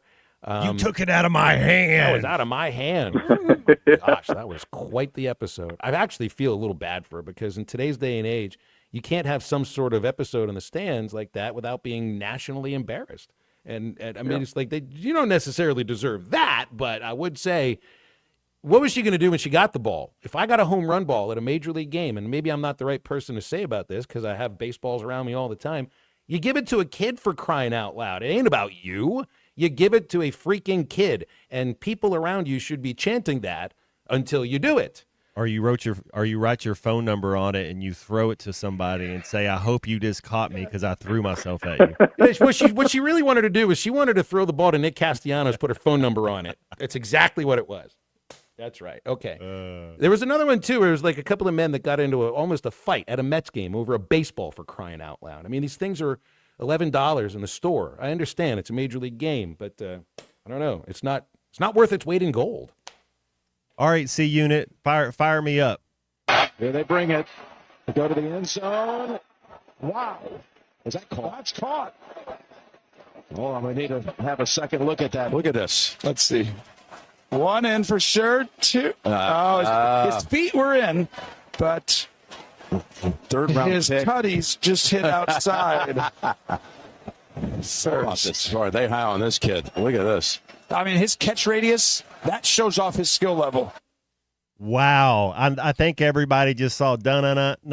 I don't know if they still do that anymore, but what a catch by Tesla for his first touchdown. Proud of that kid. Didn't he catch a touchdown in both of their? Whether they played 2 or 3 preseason? I think he had 3 touchdowns in one the in each preseason games. Yeah, and it was a losing effort, but man, just keep on grinding. That's a good team. I know Touchdown machine Isaac Tesla. We didn't even know. catch radius. So good for him.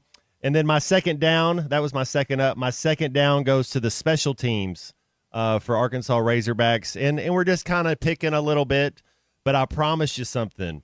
The kick return that Arkansas State ran, Ole Miss will run the exact same kick return. So don't lose contain. Don't get lost with your eyes. Make sure you go through film. And I know those coaches, they'll work on them, but no more kick returns for touchdowns this year. All right, Charlie, you're up. Okay, my next up goes to my dad. It was his 74th birthday this weekend, or actually today, but he had his party this weekend. Had a bunch of his buddies over, and they played music all night. My dad's played in a band his whole life. He used to play in Mr. Cabbage Head and the Screaming Radishes, and I know that you have a caller, Cabbage Head. He was over there playing with us. And heck, we have T-shirts of the band, Charlie. The Acorn Festival. Very cool. Well, he had a great time, and he loves it. Does it every year. So that was a lot of fun. What's his So I just wanted to instrument? give a shout out to my dad. He plays drums. Of course, he plays drums. Does he like Widespread too? He likes them okay. It's not. He's more of a classic rock guy, but he likes them all right. I guess. Sounds to me like Charlie and his dad do not meet in the middle with Widespread Panic, Matt. Spinal Tap 2's coming out, Charlie. That's I think that's coming out. Oh, is it really? Yeah, it'll be out before you know it. Oh, cool. We'll have to check it out. Yeah. My next down, the whole thing, you guys have beat it to death, but the whole thing with the governor and War Memorial Stadium and Arkansas State and all that, I kind of keep going back and forth on it as far as War Memorial goes, and I'll tell you why. My roommate in dental school played for Louisiana Tech. He was a center for Tim Rattay a few years ago, and he said that of all the places he played, and they played at Florida State, at LSU, at Nebraska, at Ole Miss, they played at all these real big places. He said by far, without a doubt, the toughest place that he ever played was War Memorial Stadium, and just not even close. And so that always kind of felt like we had the edge, just because that was a tougher place to go in and play. But I it's just beyond its time. Like Matt said, the playing surface is no good, and they have problems every year. All of those reasons, what they all end up going back to are nostalgia, and you can't worry about nostalgia for the future. Nostalgia does not make money for the pay players. It doesn't work like that. It used to. I know, work but like it's so that. When hard. you weren't isn't it? paying the players. Nostalgia could mean a little bit more, but that's not this era. Yeah, you're right. I got a third up, and this goes to special teams. This goes to one guy on special teams. Scott Starzik was the kickoff guy that made the kickoff that was returned for the touchdown. It was a 98-yard kickoff return. They had Devin Bale kick off after that, and Bale kicked it through the end zone. That's what you got to do.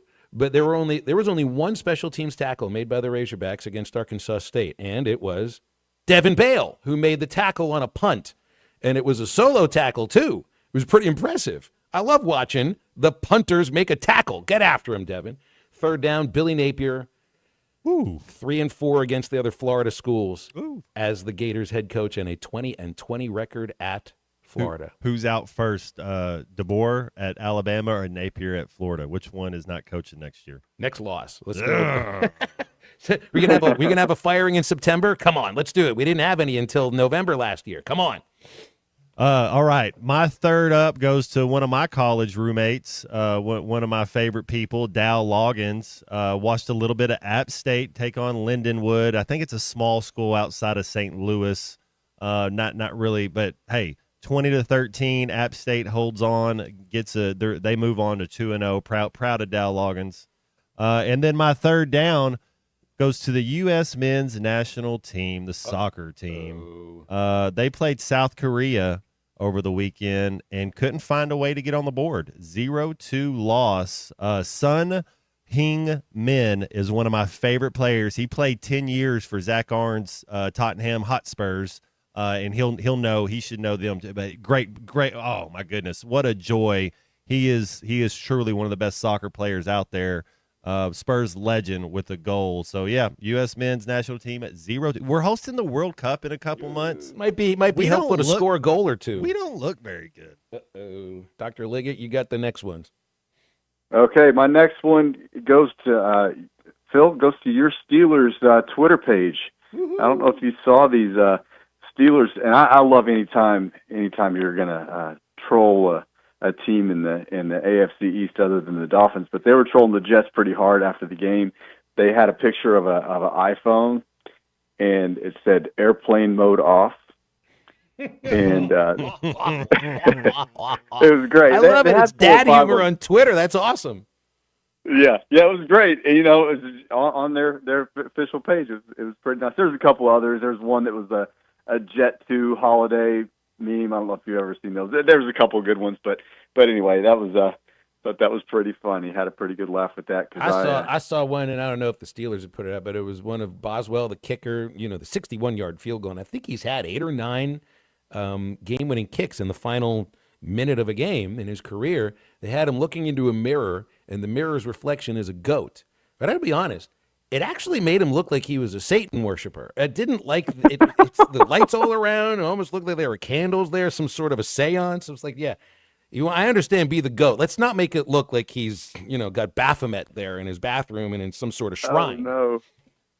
Anyway, that would be the religious portion of the show today, I guess. Dr. Liggett, always fun doing these 3 up, 3 down with you. Cosmetic dentistry at River Valley Smile Center. You guys kind of handle all sorts of cosmetic dentistry, right? Yeah, we really do. We do cosmetics. One of the things we really focus on too. And so if you don't like your smile right now or just need some changes, we offer everything from orthodontics to veneers to full mouth rehabilitation. We can redo everything for you, make it look great. And we also offer sedation. So if you want to be asleep while you do it, we're one of the only places around where you can actually be asleep and get your dental work done. Hey, that's the way to do it. It's like you go to sleep, you wake up, you look great, and you're going to feel great too. That's absolutely that's right. 100%. 479-646-0706. RiverValleySmiles.com to schedule your consultation as well. Doc, go ahead. You can take us home. Come see us at River Valley Smile Center. When you come here, you become family. Go Hogs.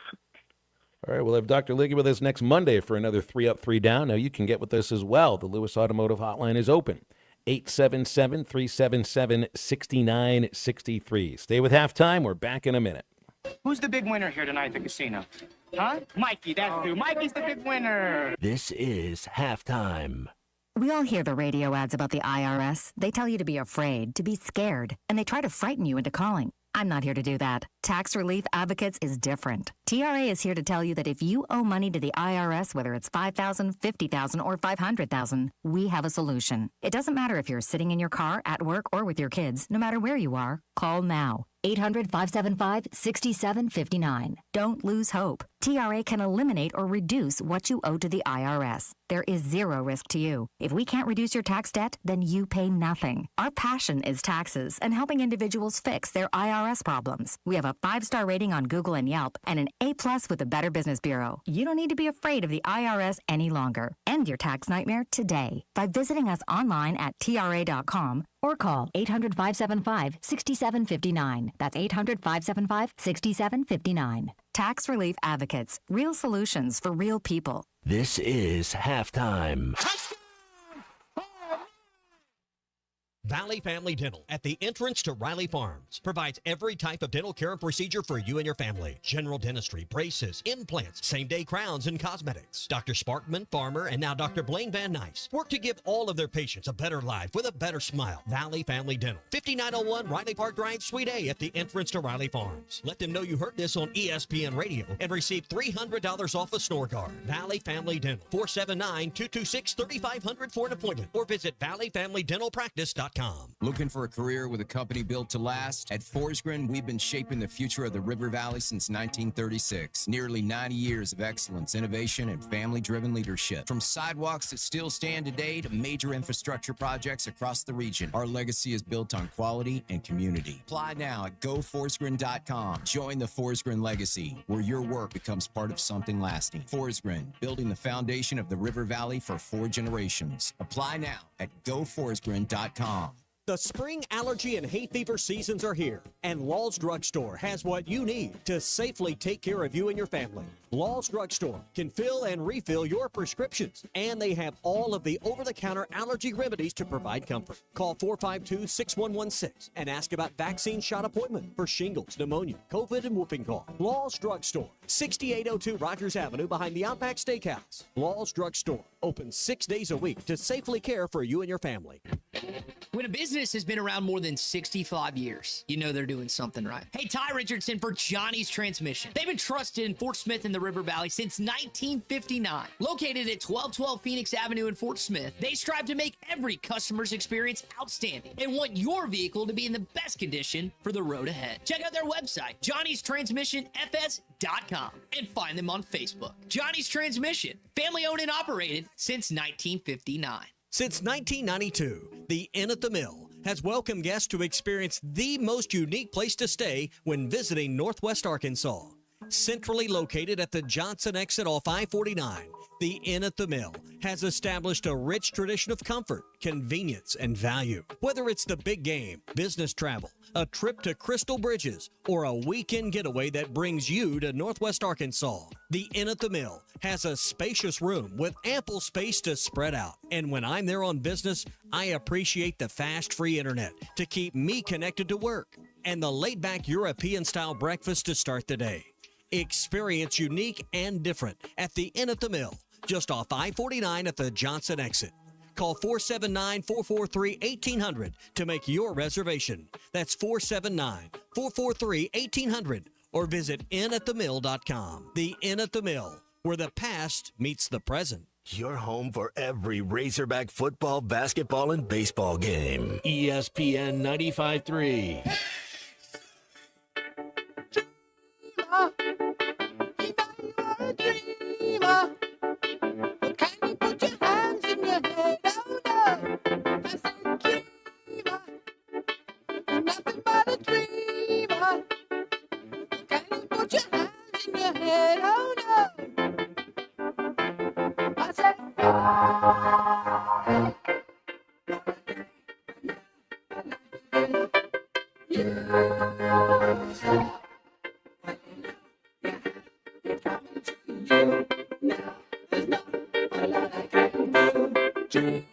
Find Halftime on 99.5 in Northwest Arkansas, 95.3 in Fort Smith and the River Valley, 96.3 in Hot Springs and Central Arkansas, 104.3 in Harrison and Mountain Home, and everywhere on hitthatline.com. Join the conversation. Call or text 877-377-6963. All guests join us on the Lewis Automotive Hotline, serving Northwest Arkansas for over 79 years. Home of the Lewis Guarantee. Now back to the hosts. Here's Phil Elson and Matt Jones. Got a couple of schedule updates here. One from men's basketball. John Rothstein reporting Arkansas takes on Houston in Newark. That's the... Who plays basketball in Newark? Anybody? That's not the New Jersey Nets. They're in Brooklyn, so they're going to be playing in Newark. I think that's the home of the New Jersey Devils. That'll be on December 20th on CBS, and Well, they don't know the game time, but it's not going to be played in the same building, but it's going to be a triple header along with the CBS Sports Classic, which is Kentucky and St. John's, and North Carolina versus Ohio State in Atlanta, and Arkansas and Houston. Wow, you get all these great marquee games on big networks. You thought you weren't going to see the Hogs on CBS ever again. Turns out John Calipari's the head coach, and you won't see the football team on CBS, but basketball, absolutely. And the Memphis game is 11 in the morning. So we get 6 o'clock this weekend against Ole Miss, 11 in the morning against Memphis on the road, and then 11 in the morning against Notre Dame at home. And so I guess we got all of the rest of our September games figured out for start times, and then you get your first off week of the season.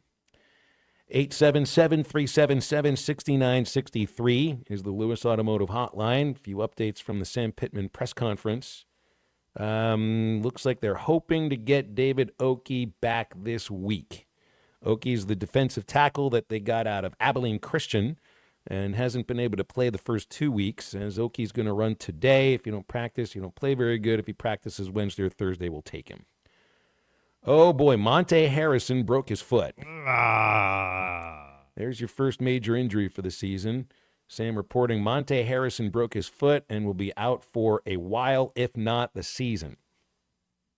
So taking a little hit in terms of wide receiver depth. Remember Ishmael Cisa from Stanford? He was injured and out for the year from an injury from July. And, man, that stinks for Harrison because it did feel you were kind of hoping his second year of the program with that great athleticism and the body and just being a grown man may pay some dividends, but it looks like you may have to wait a while to get him back on the field, Matt. Hey, he gets a redshirt year. Maybe he'll be 40 and still playing for the Arkansas Razorbacks. So, yeah, this year, technically, it'll be a redshirt, so he'll be a sophomore next year. I hate to even laugh at the idea, but you really can't help it. Hey, I don't know what he's going to do with his life as far as what type of job, but as far as your money making, like right now he's making more money playing for the Hogs than what he'll do. And I don't know what he'll do, but for the most part, making six figures, man, you play football as long as they'll let you. Yeah, Harrison got in 11 games last year, mostly on special teams, so this would be a redshirt year. It would be a 31-year-old redshirt sophomore, if that would be the case, if he is out for the full season. So, boy, that's the one bad news you see here. Good news is that David Oki may end up playing for you, and I do think I think you got some depth at wide receiver if you're going to have an injury or two there, and I don't think necessarily the same thing about defensive line. So I don't know if you look at it as an even-up trade. Just reading some other things here about added motivation playing Patrick Kudus, he was asked about. It says, not at all. Changed my mind a couple times in my life, too. That's being magnanimous about it, Matt.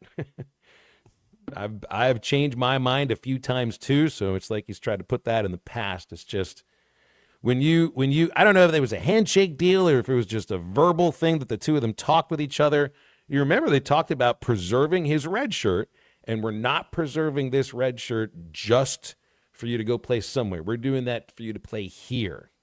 And you end up doing it so he gets an extra year potentially at Ole Miss. So but I don't really know if you'd hear Sam really calling anybody out in terms anyway. I don't think that's his style.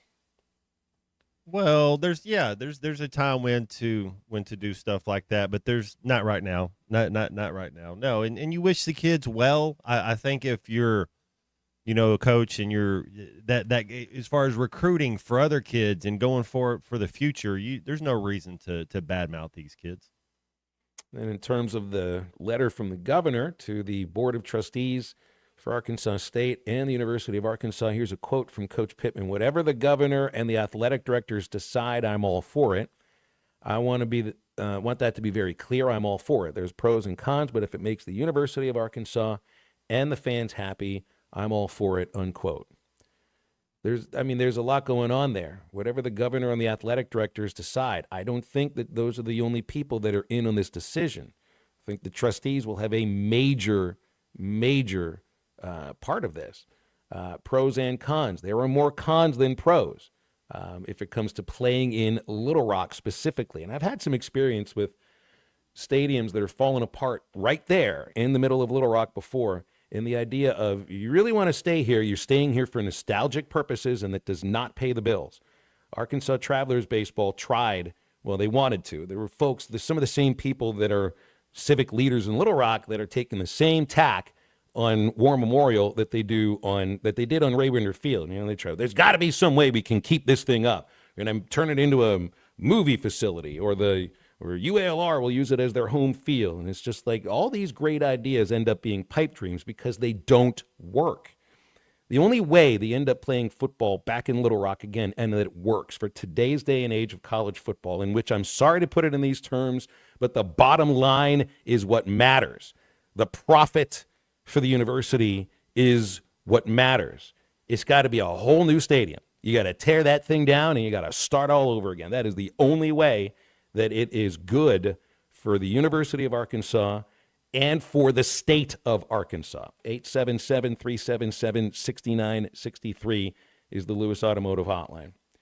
There was a moment on Monday, Matt. I was wearing my Baum-Walker Stadium Roback shirt, and Chuck looked at it and was like, hey, look at Phil in his Roback shirt. That's exactly right. It looked good. I felt good. When you look good, you feel good. It doesn't happen to me often, but I'm wearing a Roback shirt. I'm going to feel really, really good because those shirts are lovely. You find Roback.com. They got specially licensed Arkansas Razorback game day gear, Q-zips, hoodies, polos, and much more with Razorback logos right on them. Roback.com is RHOBACK.com. 20% off your first order if you use the code RUSH25 at checkout. Roback, where action meets comfort. Wrapping up hour number 2 of halftime right after this. Yo, Adrian, it's me, Rocky. This is halftime. Presented by Sharp Equipment. Sharp Equipment is thankful for the proud and honorable men and women of our military who sacrifice their lives and their families' emotions for freedom every day. They are forever grateful for their dedication to our country. They pray for our courageous military troops and their families. This salute to our troops is courtesy of Sharp Equipment in Van Buren, Arkansas, where current and prior military personnel receive 10% off every purchase as a small token of their thanks. Sharp Equipment would like to remind everyone that we live in the land of the free, thanks to the brave. Protect what matters most with the Fence Man. From heavy-duty security fencing to powered automatic gates, the Fence Man's got Fort Smith covered. The Fence Man has served the Fort Smith area for over 40 years. Custom built and built to last. Free quotes, financing for 18 months. When it comes to security fencing, nobody builds it better than the Fence Man. Call 479-782-3936 or visit thefencemanAR.com. The Fence Man. He ain't afraid of no work. Looking for the perfect gift that's personal and powerful? The Solid Rock has you covered. From custom laser-engraved cutting boards and coasters to travel mugs and keepsakes. Each piece is made with care and personalized just for your special occasion. Whether it's a wedding, birthday, anniversary, or just because. They help you give gifts that inspire. Engraved with names, scriptures, or messages that honor Christ. Shop the Solid Rock, located next to Sam's Club on South 74th and Fort Smith. The Solid Rock, serving the River Valley for over 49 years. Do you need closure on your garage? Call Grit Garage Doors. Whether it's a new door, a squeaky closing sound, a broken spring, or just off track, Grit is who you can trust. Call Grit. There's no door Grit can't close. Local team, local service with honesty and integrity. Call Grit Garage Doors. 479-430-3667. That's 479-430-DOOR. Grit is who you can trust. Hi, I'm Kelly Smith, owner of Dixie Digital Imaging. Is your business's IT infrastructure secure? At Dixie Digital, we provide comprehensive managed IT services to ensure your systems are running smoothly and your data is protected. Combine that with Xerox, Brother, and Epson reliable printers and copiers, and you've got everything you need for success. Call us today at 783-6600 to learn more about our IT services and special offers. Dixie Digital Imaging, your trusted partner for IT and document management. Lowe's knows tough jobs call for tougher tools. The new DeWalt Elite Series power tool accessories are built to last for the pro who doesn't stop. With precision fitment, durability, and impact resistance, finishing jobs faster has never been easier. Shop the new DeWalt Elite Series at an everyday low price exclusively at Lowe's. We help, you save. If it rumbles, roars, or needs a little more power, take it to Exhausted Muffler and Motorsports in Clarksville. From muffler and catalytic converter repair to full custom exhaust systems, they've got you covered. Need welding or mobile welding along with equipment repair? They do that too. Custom fabrication done right. Located at 215 East Taylor Road. For performance, precision, and power, it's Exhausted Muffler and Motorsports. Call today at 479-214-2729 or stop by today. Call or text the Lewis Automotive Group hotline, 877-377-6963.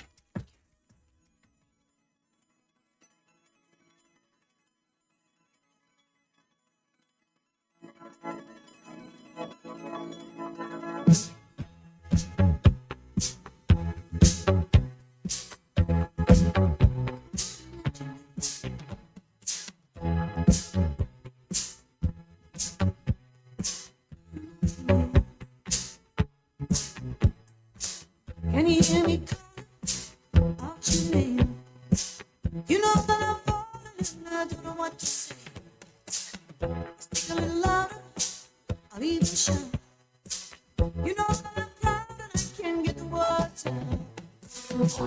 Welcome back into halftime, live from the Crabtree RV Center studios. Crabtree RV Center, where RVing is life.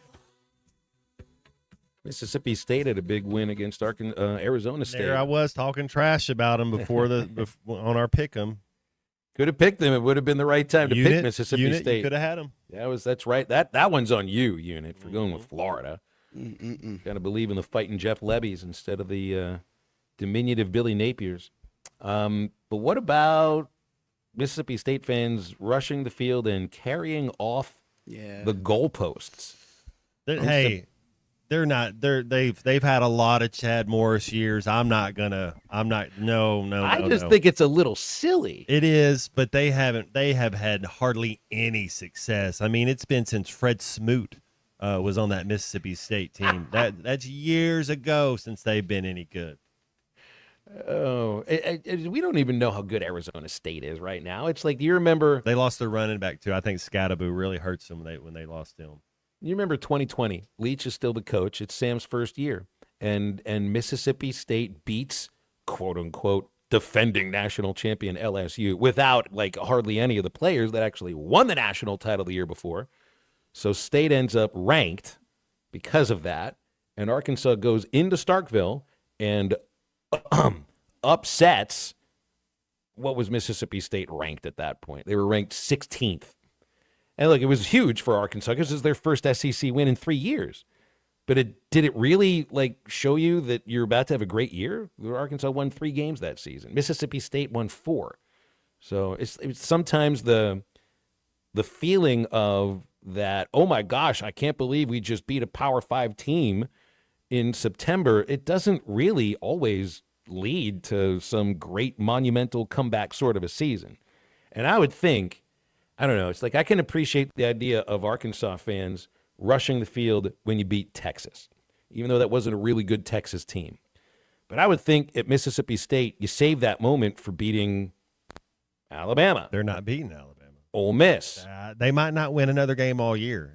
See, there you go. I'm for them. That's their recruiting video. I'm for it. I'm for Mississippi State. Now, that is your one time. You're right. That's your one time. But they're not going to win a lot of games this year. Probably not. Better not beat Arkansas. Do we get Mississippi State this year? Oh yeah, November 1st. All right.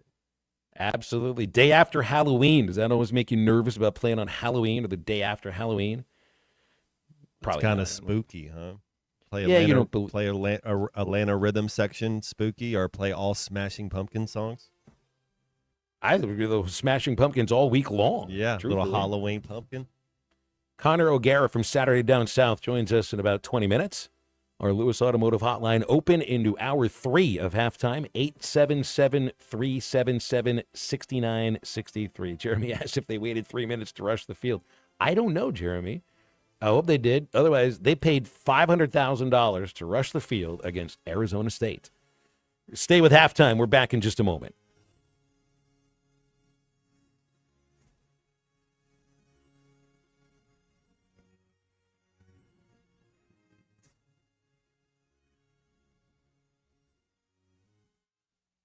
Harry Robinson Salisol Ford wants to buy or trade for your vehicle today, and they will give you top dollar. Pre-owned car values are at historic all-time highs, and your car today is worth more than it ever will be again. If you are driving a 2013 model or newer with 120,000 miles or less, bring it to Harry Robinson Salisol Ford, and they'll give you more than any other dealer. Even if you don't want to buy a new car, they'll still buy yours. Harry Robinson Salisol Ford, 1 mile south of exit 308 off I-40 in Salisol. Football, fantasy drafts, new school supplies. It's my favorite time of year. I'm Jackie Mock with Mock Legal Solutions. Born and raised in the River Valley, I know how crazy traffic can get this time of year. As kids head back to class, remember to use caution at crosswalks and in school zones. But not all accidents can be avoided. If you or your loved one is injured in a car wreck, call today. 479-769-1505. No win, no fee. Mock Legal Solutions. Real advice, reasonable price. Who can you trust to sell your home for the most money with the least amount of drama? You need a team of agents with decades of experience, commitment, and of course, tens of thousands in marketing. I'm talking about the Limbird team. Tara Limbird, Limbird Real Estate Group, has sold over $1 billion in real estate. Tara's team can give you a cash offer in 72 hours, or use Tara's high-octane marketing to sell your home quite possibly for thousands over asking. Find out more at LimbirdTeam.com. LIMBIRD. Every great team has its core players, but when the season gets tough, adding the right free agent can make all the difference. The same goes for business. At Robert Half, we found that 67% of companies surveyed plan to increase their use of contract talent to handle workload peaks and backlogged projects. With Robert Half's specialized recruiters' experience, combined with our award-winning AI, you can quickly find the skilled candidates you want. At Robert Half, we know talent. Discover how we can help at roberthalf.com/talent. Razorback fans, mark your calendars. Friday, September 12th at 11:45 a.m., the Fort Smith Razorback Club welcomes Trey Biddy of Hog Sports to Hardscrabble Country Club. The day before the Hogs take on Ole Miss. Enjoy a great lunch, insider Razorback coverage, and the energy of fellow fans. Admission is only $30 per person, or bring your team with a corporate table of 10 for $300. Reserve your spot today by emailing Michael Pierce at genelaw.com. Don't miss Trey Biddy, September 12th. Go Hogs! ESPN Arkansas weather. For today, plenty of sunshine. Our high temperatures this afternoon will climb to right around 80 degrees. Later on tonight, mainly clear to partly cloudy, overnight low in the low 50s. Tuesday, right back to sunshine, low 80s. And Wednesday, lots of sun, highs upper 80s to low 90s. I'm Sally Russell with the forecast on ESPN Arkansas.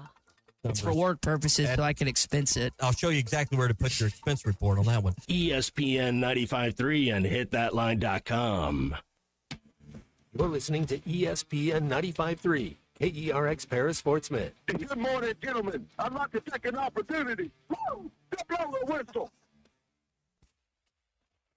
Coming to you live from the Crabtree RV Center studios. Broadcasting on ESPN Arkansas and streaming on hitthatline.com. We got a good one tonight. You got a team in here that doesn't respect you. Ask me if I'm all right. Why can't they dominate? And we not doing it. We're going to go get one and celebrate on somebody else's field. Yeah.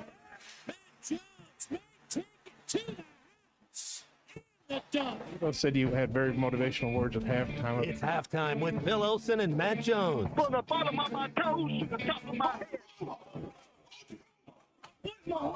Let's go, man. The angles were so bad, we showed them at halftime. They were one Razorback. Like, what in the world were we thinking? It's vintage Matt Jones.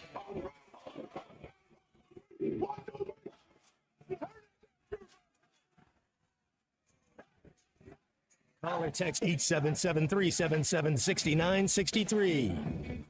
Now, here's Phil Olsen and Matt Jones.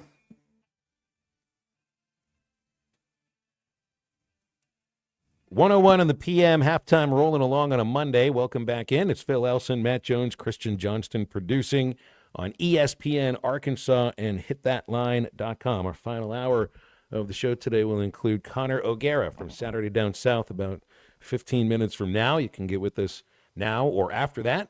Lewis Automotive Hotline's open for you, 877-377-6963.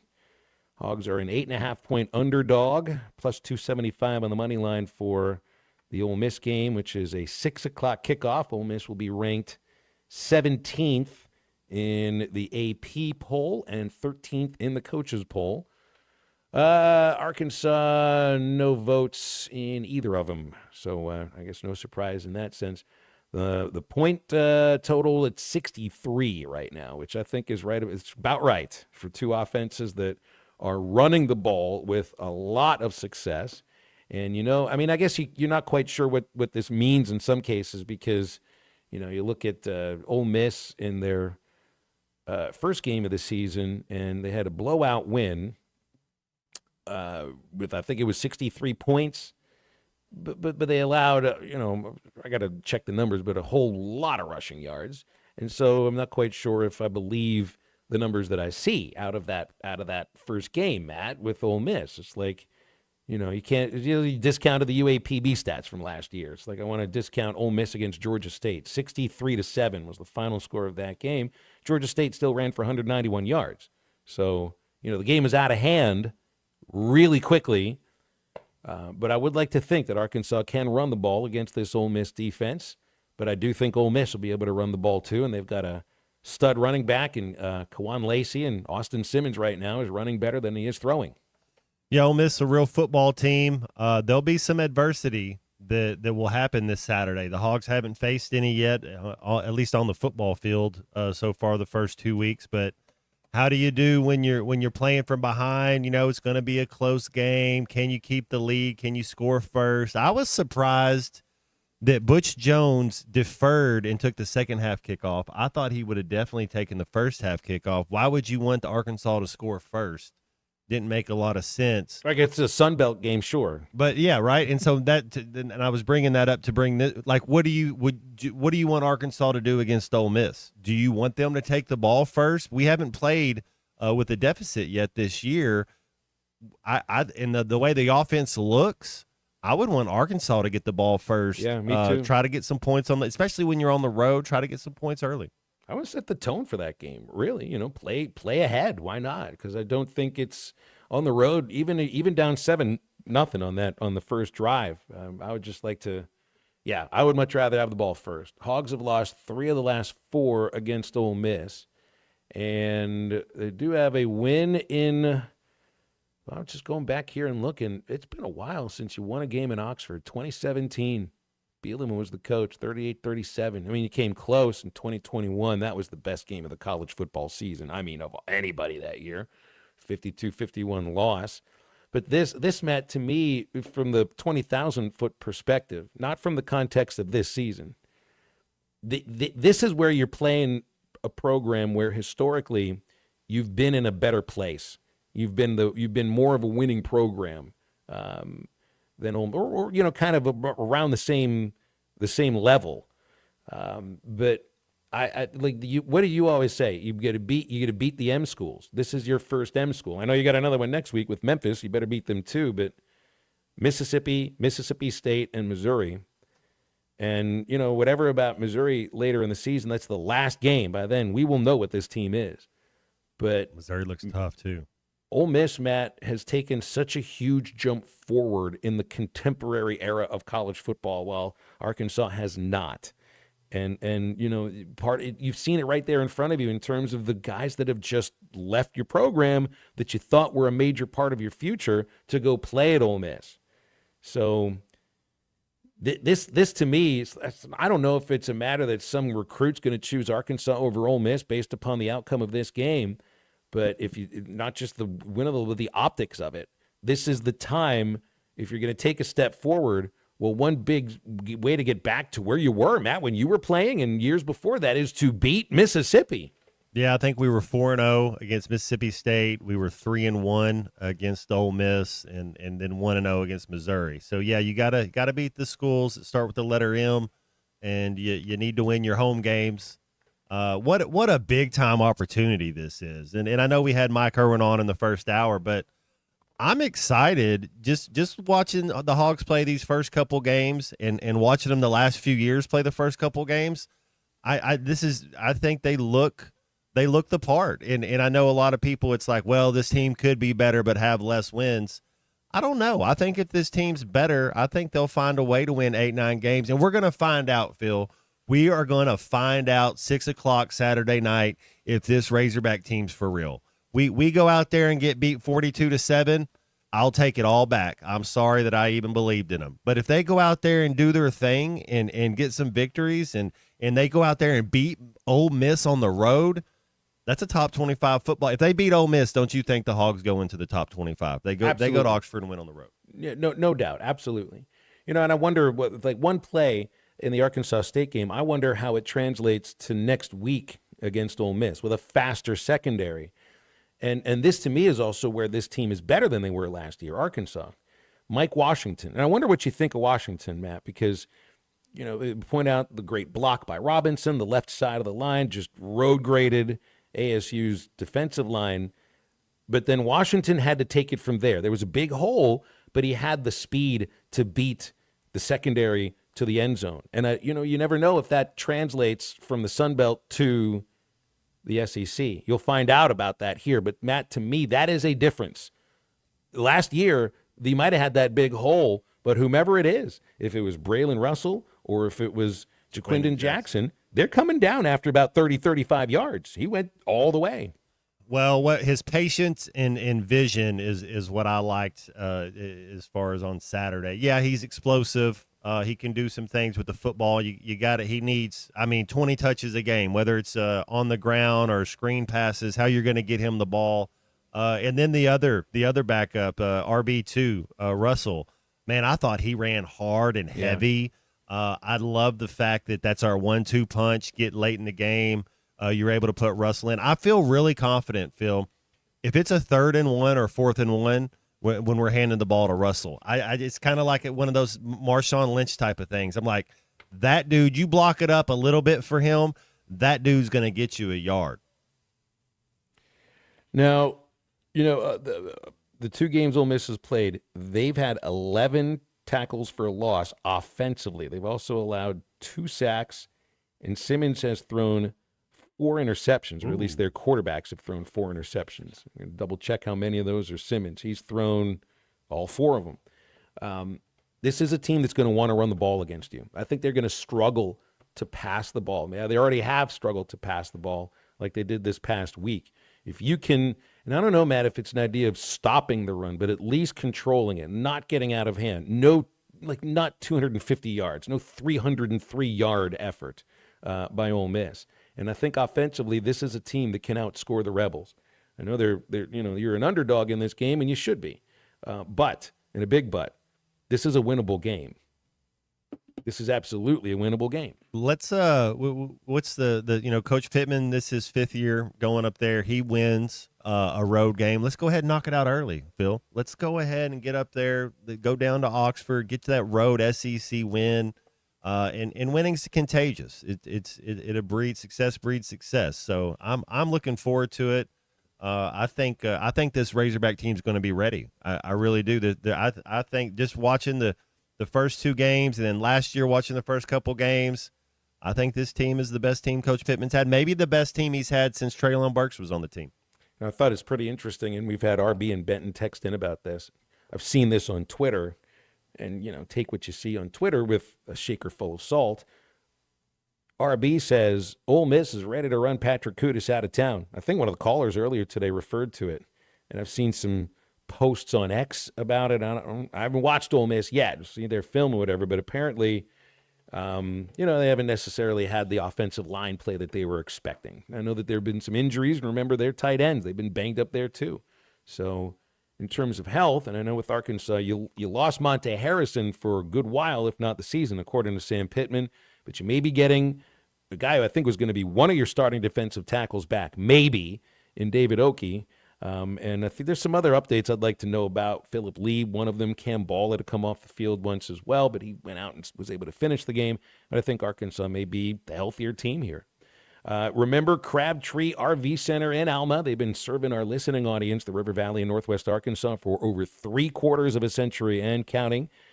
Every buyer, when you go to Crabtree RV, gets exactly the same thing, the best RV purchasing experience. You'll help you choose the right RV. You got personalized financing, and on site, a top-of-the-line parts and service department.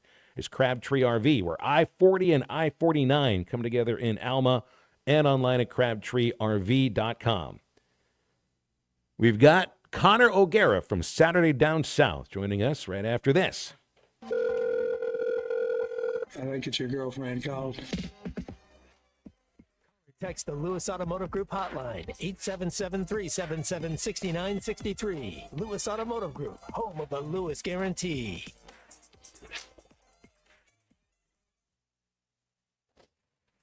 On 2nd down, the give is to Felix Jones on an end around. Jones to the 30 to 40.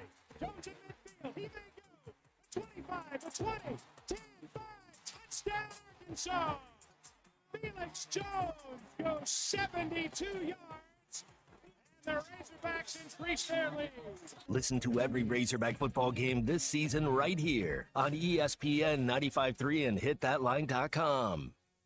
Harry Robinson Salisal Ford wants to buy or trade for your vehicle today, and they will give you top dollar. Pre-owned car values are at historic all-time highs, and your car today is worth more than it ever will be again. If you are driving a 2013 model or newer with 120,000 miles... Thanks for watching us here on ESPN Arkansas. Download the brand new Hit That Line Now app in the Apple and Google Play stores. ESPN Arkansas, more than just radio stations. Tommy Kraft here. When it came time for new gates and some fence repairs at my home, the Fence Man was my first call. The Fence Man does it all, from large commercial jobs to small residential repairs. Wood privacy fence, vinyl fence, commercial or residential chain link, even custom wrought iron fencing. 479-782-3936. 18 months, same as cash financing with approved credit is now available. If it involves fencing, the Fence Man does it. The Fence Man. He ain't afraid of no work. 479-782-3936. It's a dandy white perch. Big old slab. C'est bon, sacalé. One beautiful crappie. It's a paper mouth. Some serious crappie. Nice speck. We got crappie. They might go by different names, but all prefer the same thing. Bobby Garland, America's favorite white perch, slab, sockeye, papermouth, crappie, speck, crappie baits. I call it dinner. Man, this takes me back to the 2000s.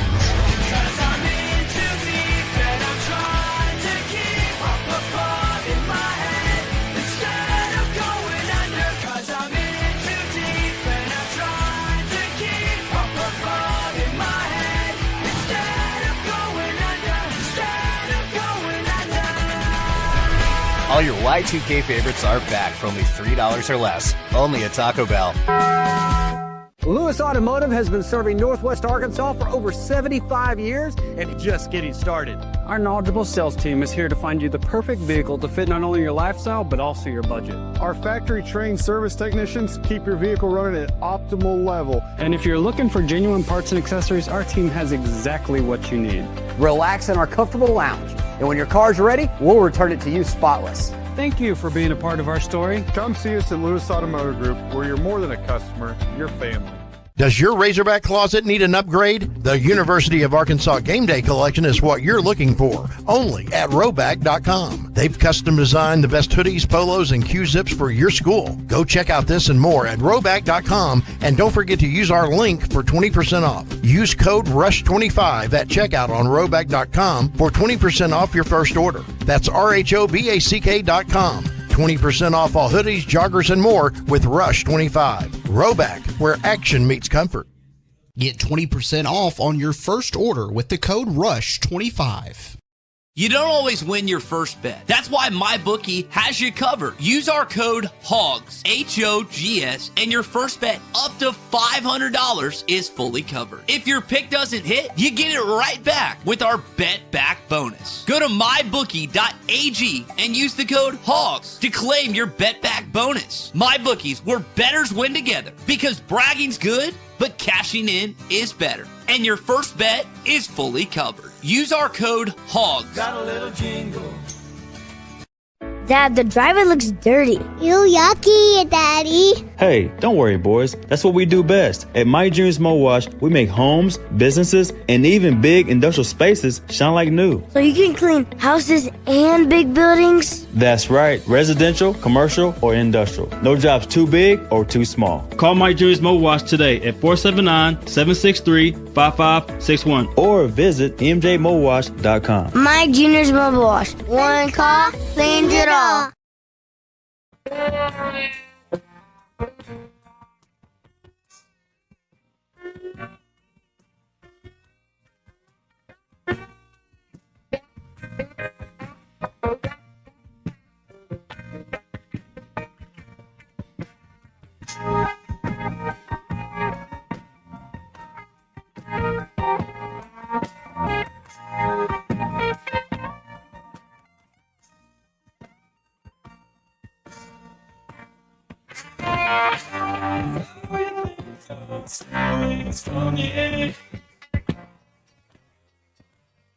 It's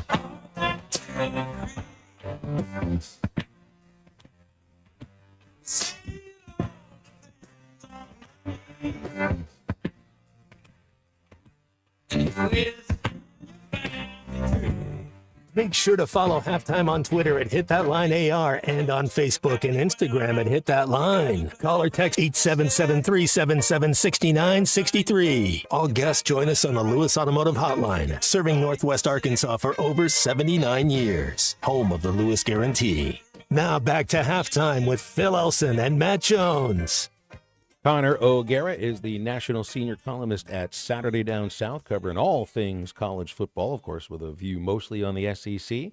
And he joins us every other Monday on Halftime. And Connor, good afternoon to you. Had some interesting games over the weekend, and really the last 2 weeks been a lot of fun. We get some great games on tap this week, too. You know, I was wondering how you guys would feel in your neck of the woods about that, because, you know, Arkansas having the start that it did, I'm not going to say that it wasn't noteworthy to have that game played for the first time ever, Arkansas State, but does it feel like now the season is just starting, knowing what awaits in the gauntlet that lies ahead over the course of the next month?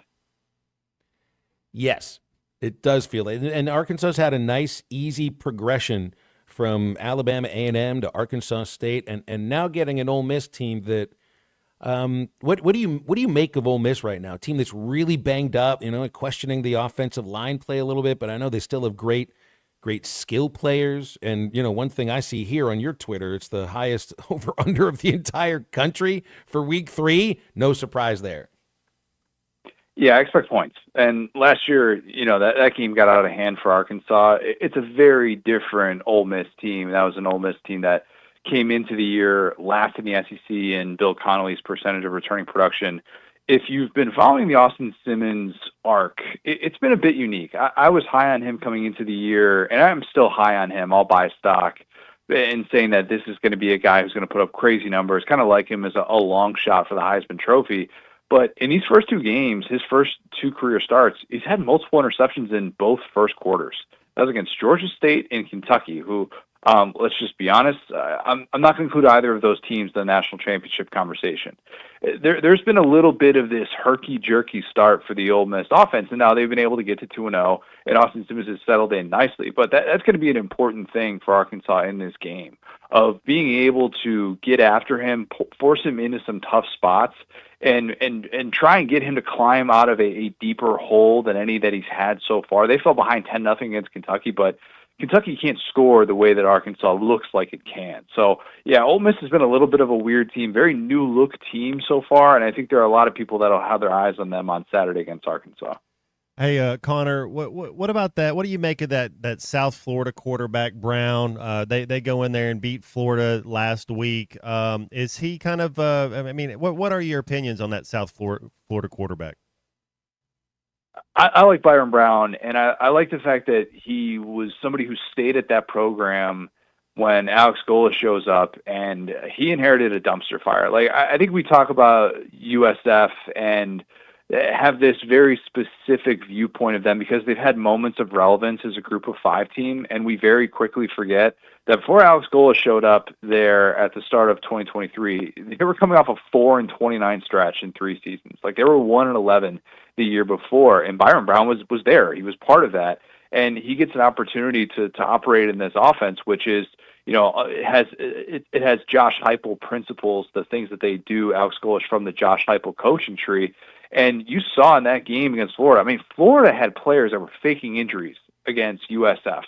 Like, that's where we're at right now. And that probably says more about Florida than it does USF, but they went in there with a true belief that they could win that football game. And if you saw what they did in week 1 against Boise State, that wasn't necessarily a stunner that they came in with that mindset. The stunner was that they were able to play that well for 60 minutes and feel like they were the better team against Florida. And Alex Gola and Byron Brown deserve just so much credit for being able to do that.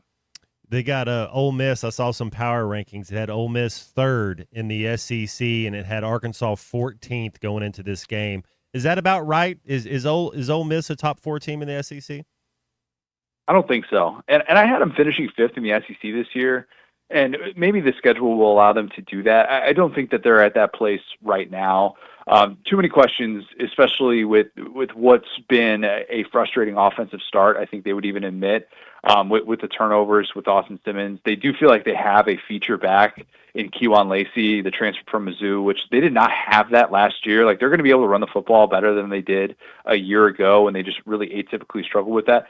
I don't think the game this weekend will reflect that kind of a gap between those two teams. And maybe kind of bigger picture in the SEC, that could just be the story of the year in the conference.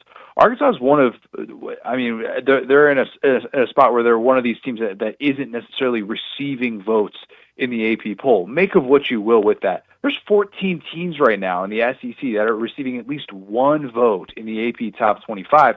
There's only one SEC team that's in the top 5 right now, and it ain't Ole Miss. So I think we're going to see a lot of parity within the conference. We could see some of that parity play out this weekend with Arkansas and Ole Miss. Even Vanderbilt's getting a vote too. South Carolina, are they? Yeah, they're ranked. I mean, this will be an interesting game with these two teams on in week 3. It's like the battle of who can beat Virginia Tech worse, right?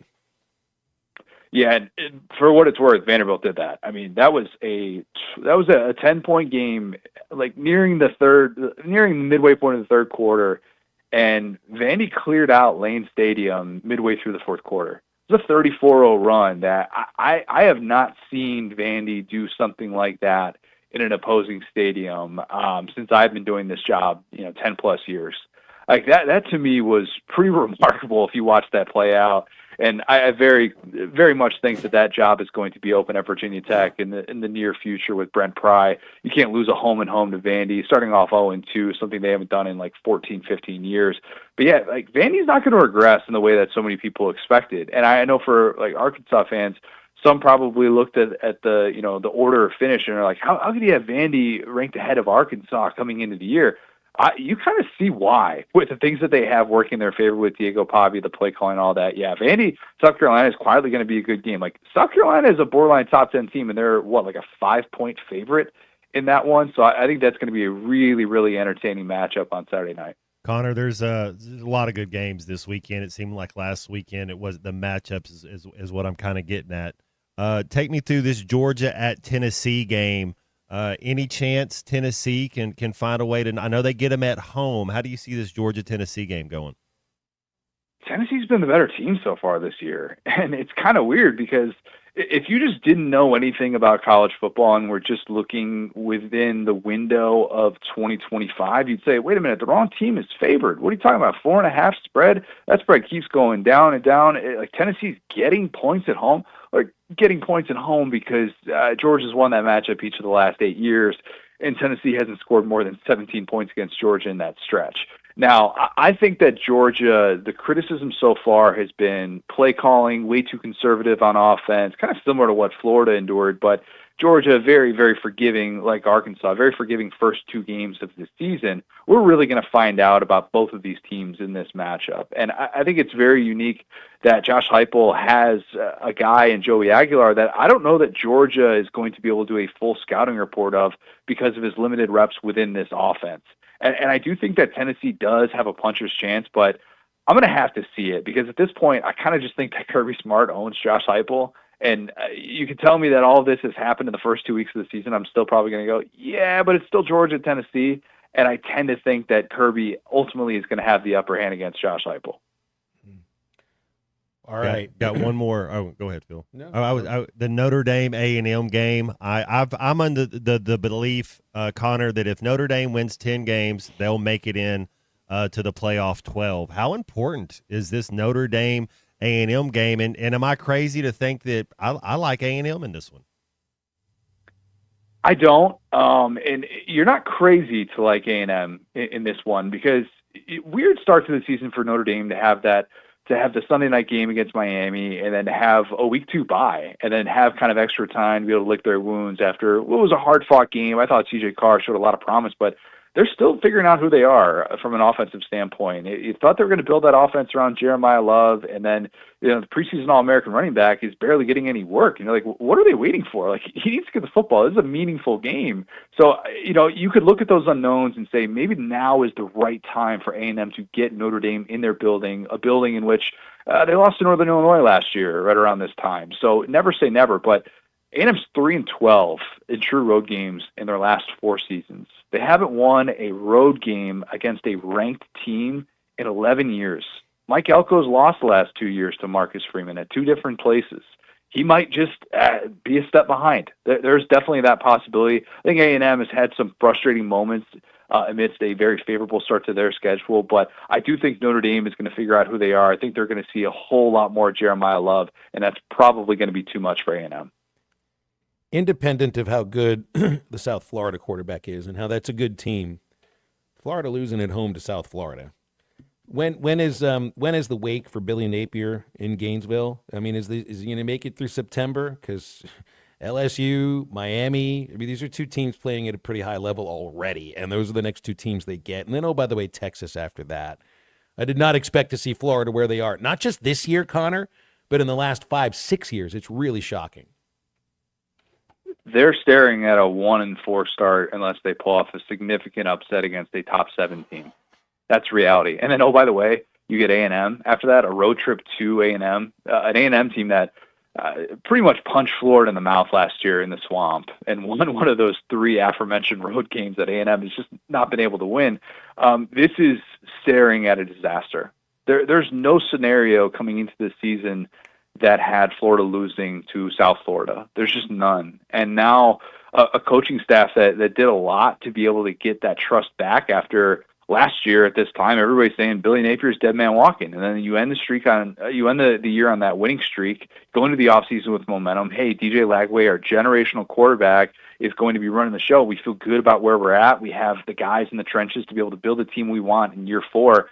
And all of a sudden you're going, oh boy, this can get ugly in a hurry, because that schedule is not forgiving in any sort of way. Games 3 through 6 look like a nightmare. And there is a very realistic possibility that he might not get to the end of September. Now, his boss just got a 5-year extension, Scott Strickland, and will he make that decision? I don't know. But I'll tell you what, the guy that was across the sideline from him, Alex Golesh, he's going to be a popular candidate, maybe for that job, maybe for the Arkansas job. His wife is from Arkansas. Let's not forget that as well. If that comes open, I am rooting for Sam Pittman, but just something we have to remember. Yeah, tons and tons of storylines that were shaken out from that week 2 stunner. Let's leave it there, and we'll revisit in a couple of weeks, Connor, okay? Always appreciate your time. Gentlemen, appreciate it. Connor O'Gara, Saturday Down South. You can give him a look at SaturdayDownSouth.com. Also give a look to Sterling Bank. When it comes to banking, you deserve a pleasant and productive experience, and you find that every single time at your community bank in Northwest Arkansas, Sterling Bank. Every transaction feels personal. They are not just your bankers. The folks at Sterling Bank are your friends and your neighbors. They're deeply committed to the people, businesses, and organizations that make Northwest Arkansas thrive. If you're looking for local, friendly banking that fits your needs, Sterling Bank is in Fayetteville, Rogers, and Bentonville, and at stirbank.bank. Sterling Bank, invested in you, committed to Northwest Arkansas. The home stretch of halftime means we'll open up the Lewis Automotive Hotline, 877-377-6963, and back right after this. You're killing me, Smalls. This is halftime.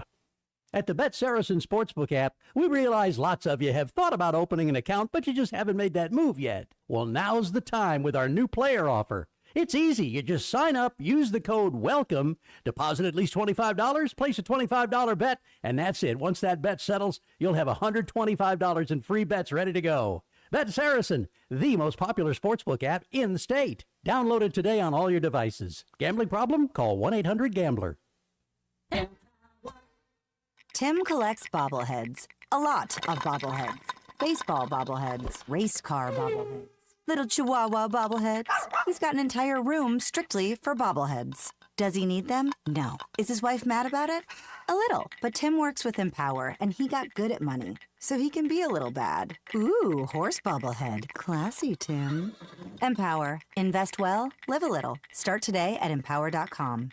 You're listening to Halftime Live from the Crabtree RV Center studios. Crabtree RV Center, where RVing is life. Hey everybody, Zachary Hall here, otherwise known as the Arkansas Storm Tracker. If you have not stopped by the Jam Mart in Fort Smith on Phoenix Avenue, you're missing out. They have a brand new hot case in there. They serve breakfast, they serve lunch, they serve dinner. My personal favorite is the chicken strips and potato wedges. They also serve cheeseburgers as well. They have all sorts of options that you don't want to miss. Be sure to stop by and see your local Jam Mart, Phoenix Avenue in Fort Smith today. Jam Mart, the leading gas station and convenience store in Arkansas. Fill her up, please. Mustard or ketchup? Out here, days are getting a little cooler, and mornings are starting with a few more layers. It's the season for more time at the grill, more feed for your animals. Heaters burn late into the night, and the woods start calling your name. We appreciate hard-working hands, shared moments, and love for our land. That's why season after season, we're here for your life out here. Tractor Supply. Equipment down, got a leak, lost pressure? Don't let hydraulic problems slow you down. At Central Hydraulics in Fort Smith, we've got the power to keep you moving. From hoses and fittings to full system repairs, our expert team delivers top quality service fast. Central Hydraulics specializes in hydraulic pumps, cylinders, and custom-built solutions, so you can get back to work. Heavy machinery, farming equipment, construction rigs, if it runs on hydraulics, we've got you covered. Visit Central Hydraulics today or call 479-646-0471 for fast, reliable service.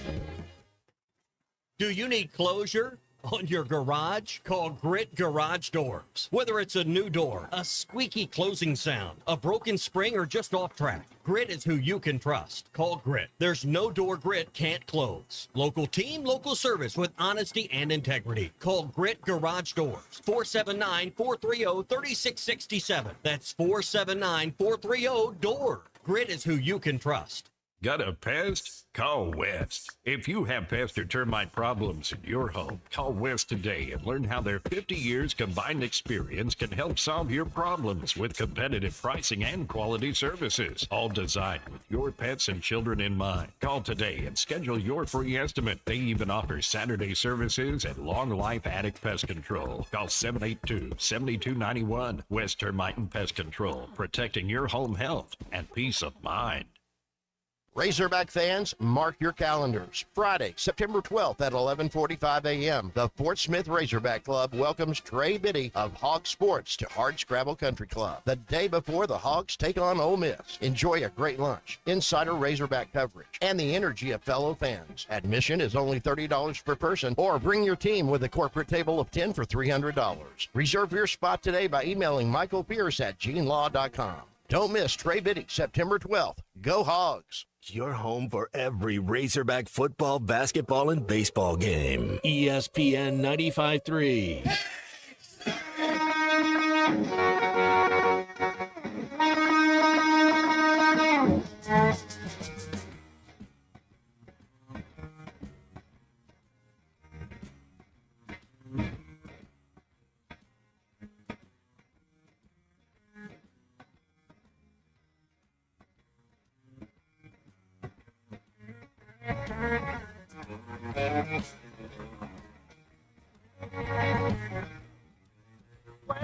Heard about love, back to the blind. My baby love cause the sun is shining. She must be a little thing.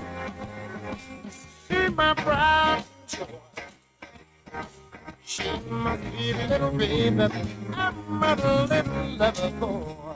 Welcome back to Halftime with Phil Elson and Matt Jones. Got a question or comment for the guys? Call or text 877-377-6963. All guests join us on the Lewis Automotive Hotline, serving Northwest Arkansas for over 79 years. Home of the Lewis Guarantee. Let's get back to the show with the voice of Arkansas Razorback baseball, Phil Elson, and Razorback football legend, Matt Jones. Boy, Matt, it was good to have NFL football back. So many tight games. So many tight games. Just really going from the start of it, Thursday night opener, 24-20 Eagles. The Friday night game was entertaining. You had, a whole host of games that went down to the very end yesterday. Steelers and Jets, Bengals and Browns, Bucks and Falcons. The last game of the day was just maybe the best, though, with the Bills and the Ravens, 41-40, huge comeback. 22 fourth quarter points by the Bills. What were they, down 2 touchdowns with about 5 minutes left? What a comeback by the Bills! It must be their year. Talk about overreacting. You can always overreact to a game, a week 1 win. Yeah, that was you thought they had that one in the bag. No lead, safe. I wanted to get your thoughts, Unit, yours as well. So, because I know you brought this up on Friday after Spitgate, and I said, no, somebody spits on somebody like that. That should not have been an ejection for the game.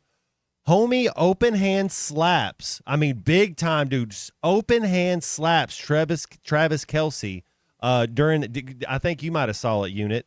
And it's a 15-yard penalty. So you're telling me that you want some big homie to hit you in the face with an open hand slap, and that's 15-yard penalty, or you want somebody to spit on you and you get ejected for the game? That was my whole point.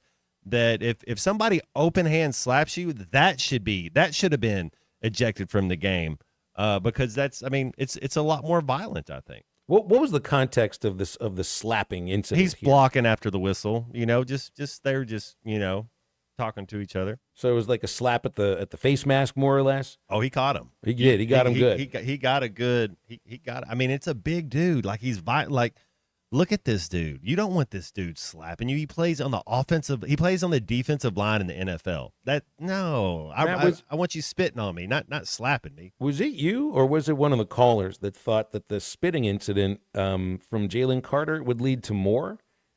Did you see that one of the reasons why South Florida even had a chance to win the game at the end against the Gators was because a Florida player spit on a South Florida player? Did he get ejected for the game, or was he it 15? Did. He got ejected, so they're ejecting for spat. But I was like, was it you that brought this? That said there will be more spitting? And so I thought to myself, I remember saying it on the air, there's no way it leads to more of these, because now you've had somebody made an example of. But that example wasn't enough, apparently. It's truly shocking, because everybody knew about that. I mean, you think any college football player was watching the Eagles and the Cowboys? Of course they were. They're not practicing Thursday night. They're going to watch the game. Everybody knows what happened in that. How do you think you're going to do that and somebody's not going to see it? And it's not going to. I mean, the thing with Carter, that was before the game even really started. Matt, this was on the game-winning drive by South Florida, for crying out loud.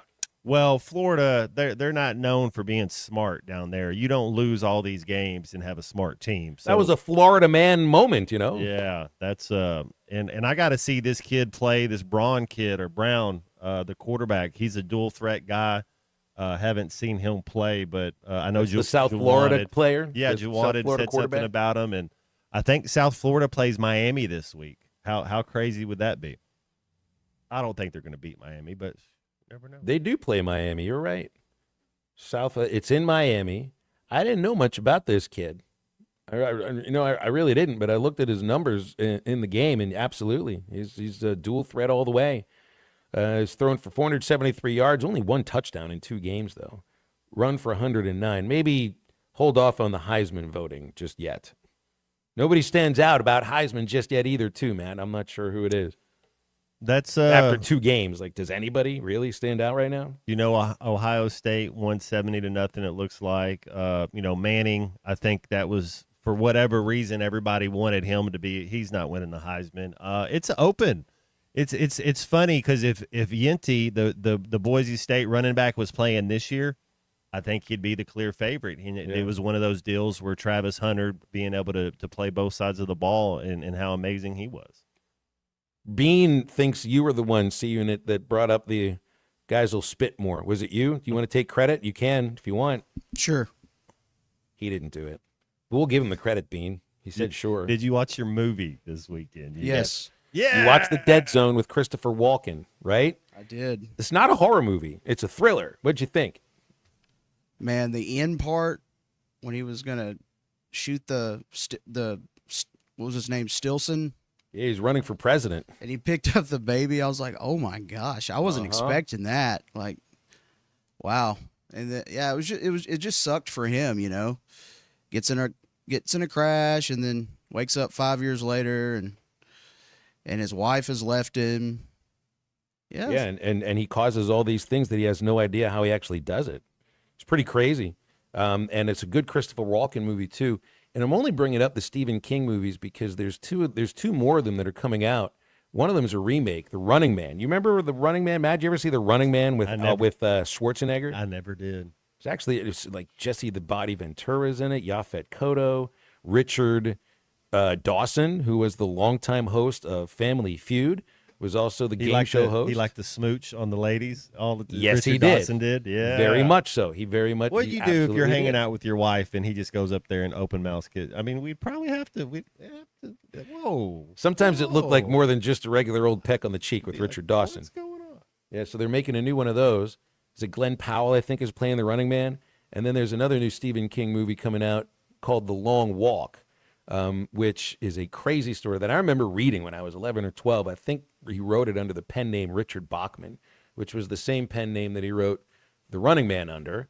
So I just brought The Dead Zone was one of the first Stephen King books I read. That movie's from 82 or 83, and it's just, it's Christopher Walken. So if I want to, you just send you to Christopher Walken movies, the next one, because it might have been right after he did The Dead Zone, is At Close Range with Sean Penn and Christopher Penn, and oh my gosh, that one is nuts. It's one of the saddest father-son movies you've ever seen in your life. So it's good he watched it. Very good. Very glad. Oh, that's right. Jim Brown was in The Running Man. That Jim Brown. The man, Jim Brown, greatest running back in the history of the NFL. Jim Brown played in that thing. The Running Man was fun the first time around. That Schwarzenegger movie was actually pretty good. I thought it was pretty good. But The Long Walk is really, really creepy. It's like if I can remember reading this book, the plot is it's all these teenage boys that enter a contest to see who's the last one standing on some ridiculously long walk where they have to at least walk at 3 miles an hour, which you think sounds easy, but it isn't.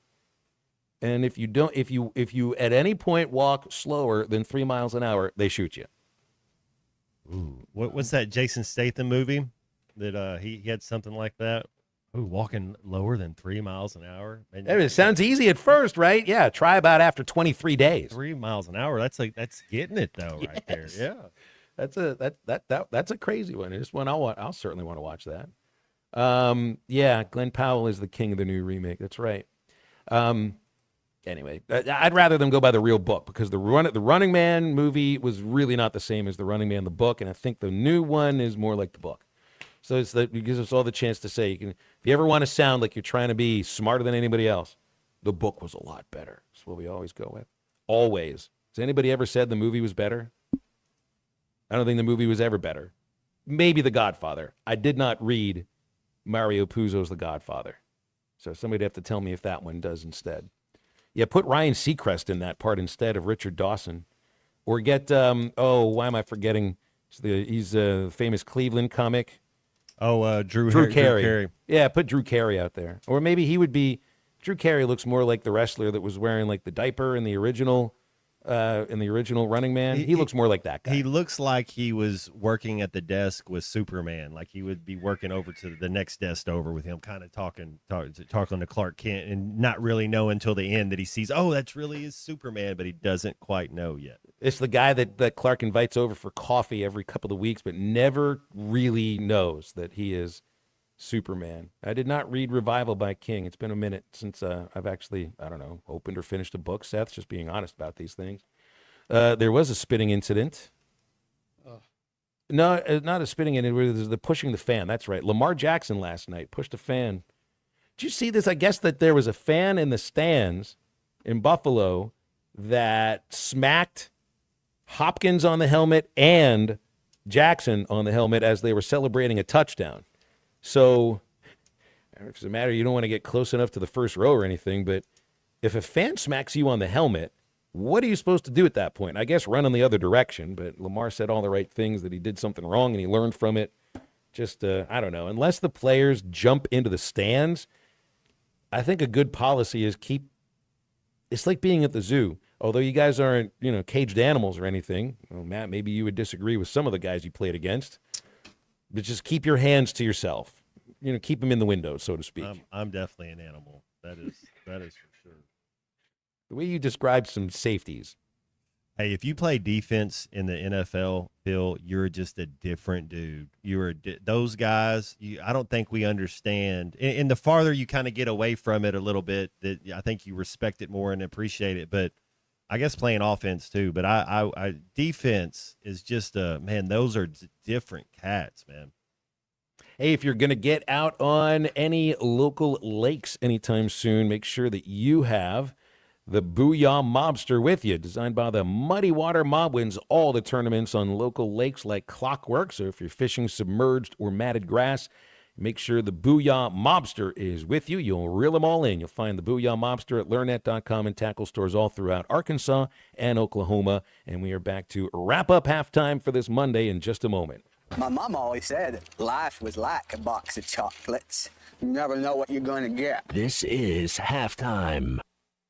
When you need legal help, turn to the law offices of Craig L. Cook. With over 40 years combined experience, the Cook Law Team works for you. If you've been injured in an auto accident, hurt on the job, a victim of nursing home negligence, or need help with bankruptcy, Social Security, wills, trusts, estates, or family law issues, Craig Cook will go to work for you. Call us today, 479-783-8000. The law offices of Craig L. Cook with locations in Arkansas and Oklahoma. We work for working people. Looking for power, comfort, and performance you can count on? The New Holland 300 Series Compact Track Loader delivers all three. Backed by reviews from operators who say it's the smoothest ride and best visibility in its class. And right now at WT Equipment, you can choose 0% financing for 60 months or take advantage of big cashback offers. Built to perform and made to last, the 300 Series is ready when you are. Visit WT Equipment and experience it for yourself. Hey, Hog fans, if you can't be at the game, the next best seat in the house is at Sofa City. They've got this new leather reclining set with heat, massage, surround sound, and even vibration, so you can feel like you're in the middle of all the action. And if you're looking for deals, they've got them. Recliners start at just $298, or you can upgrade your set with a power reclining sofa for only $998. It's all in stock, so you can buy it today and enjoy it tonight. Visit Sofa City near you, Portsmouth, Russellville, Harrison, and Mountain Home. Or see more at sofacityusa.com.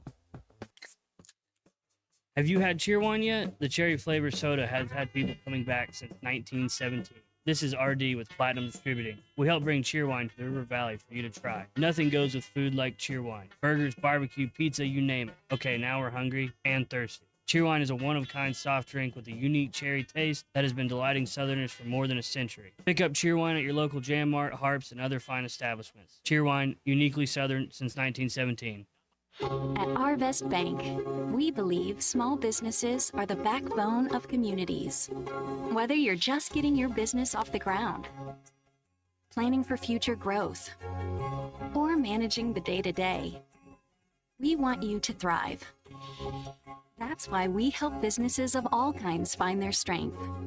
Because everyone deserves a financial partner who cares. Arvest Bank, we believe.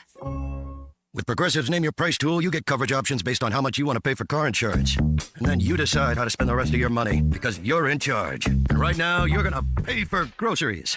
But you decide what groceries. Just keep in mind you're running out of dishwashing soap. But you decide if you're going to buy that soap. It's just those dishes won't clean themselves, will they? Remember, with Progressive's Name Your Price tool, we'll help you find coverage at a fair price. And then you're in charge. Progressive Casualty Insurance Company and affiliates. Not available in all states. Price and coverage match limited by state law.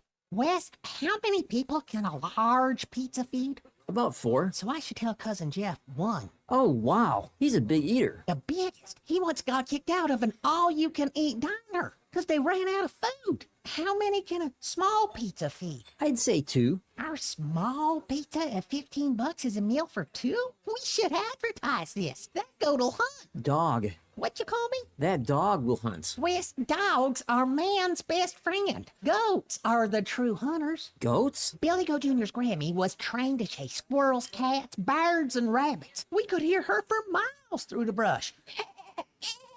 And she'd circle them right to us. You're not serious. As serious as a meal for 2 for $15. You're an interesting cat. What you call me? A meal for 2 for $15. Eat Jim's RazorbackPizza.com. Call or text the Lewis Automotive Group hotline, 877-377-6963.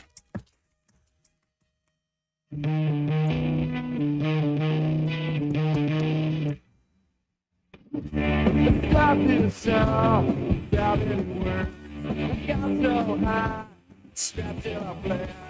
Love myself, now No, it's wrong, but you had to. The finest day that I've ever had is when I learned to cry on the man. Love myself, love you. No, it's wrong, but you had to. I wanna play. I can't play. I wanna play. Welcome back into halftime, live from the Crabtree RV Center studios. Crabtree RV Center, where RVing is life. All right, wrapping some things up. Got some audio to listen to later today, Matt. Lane Kiffin speaking to the media. Sam Pittman's press conference as well. We know that Monty Harrison may be out for a long time, if not the rest of the year. David Oakey may end up getting back on the field. Well, he hadn't been on the field yet, so it'll be his first time doing it. However, there's a situation going on with Texas right now and Arch Manning, and it's not a matter of necessarily poor play. You can see videos of Manning, Matt, where he's wincing when he throws the ball. And Sark was asked earlier today about that, and a reporter asked him that Manning appeared to be having throwing pains, quote unquote. And Sark went back and forth with him quite a bit, says there's no throwing pains whatsoever. But you can see, and I've seen the video of it on social media, that he does wince when he throws it. Now, that doesn't mean that there's an injury. It might have meant that he didn't let go of the ball properly, and he knew it once he let go of it. But you can already see, the narrative of Arch from the start of the season has changed quite a bit in just 2 weeks. And those who were saying wait and see, the wait and see right now is not looking very good. Dude's super talented. I mean, I think he got off to a rocky start and then threw like 4 touchdown passes in the second quarter or so. But he's got a lot. He's just a baby, man. He's just a baby. He's learning a lot of reps. He's going to be playing college football next year as well. He does that same thing Eli does. His mannerisms. Eli used to do that with his shoulder right there. Peyton not as much. Peyton was more. They still both had it, but he does. He does. Eli used to always do that with his shoulder. Who knows? I tore my labrum after my freshman year, and it's part of it. I think a lot of these quarterbacks, you kind of have little. Didn't KJ have an AC joint that was kind of bothered? I mean, it's just part of your. There's not one position out there, Phil, from after week 1 that you're not playing a little banged up. It's a collision sport. Well, this next week against Ole Miss, you're playing a quarterback in Austin Simmons that has about the same amount of experience as Arch does, and a lot of the same kind of hype. He's been on the Heisman list. Ole Miss is talked about as being a national contender too at times. I think there's the same hype there. 4 interceptions on your first 55 attempts, though, of the season. I mean, that's going to give you, Ole Miss, that's got to give you some pause. If you're the Razorbacks, you think you may have some opportunities to create some turnovers that you couldn't create, that you didn't create against Ole Miss last year. That's a way you can win this football game. And first things first, you're going to have to stop the run and make him throw it, right? Yeah, well, what you that's a great stat, and you want to be able to take chances, but you don't want to play outside your. It's okay if you don't get one, but it does give you a little confidence, Phil. As a defense, you'll feel like, hey, once it will, you just feel like we're going to get one. I figure you'll get one, at least one, and then turn it into some points, and it's going to be fun. Can't do the same thing we did last week. I think we did that last year twice, where we would get a turnover on defense, and then the very next play we would turn the ball over on offense. So I think we did that twice last year. Already done it once this year. Yeah, we have done it once this year. I did like seeing, and I know it's second team, but you stop ASU on the 1, and then KJ Jackson takes him on a 99-yard drive. That was the coolest part of the game. That was. That was really great. All right, it was great being back. Tomorrow on a Tuesday on halftime, we save Clay Henry for Wednesday and then Friday. So tomorrow, Alyssa Orange, get with her on the Dolphins, huh? And Bill King from Nashville Sports Radio for a look around the country in college football. Eastside Liquor halftime podcast ready to go in just a moment. Ruskin and Zach are also ready to go in just a moment. Stay tuned for them and join us tomorrow for another edition of Halftime. For Matt Jones, Christian Johnston, I'm Phil. Thanks for listening. Now get up, get out, and get better.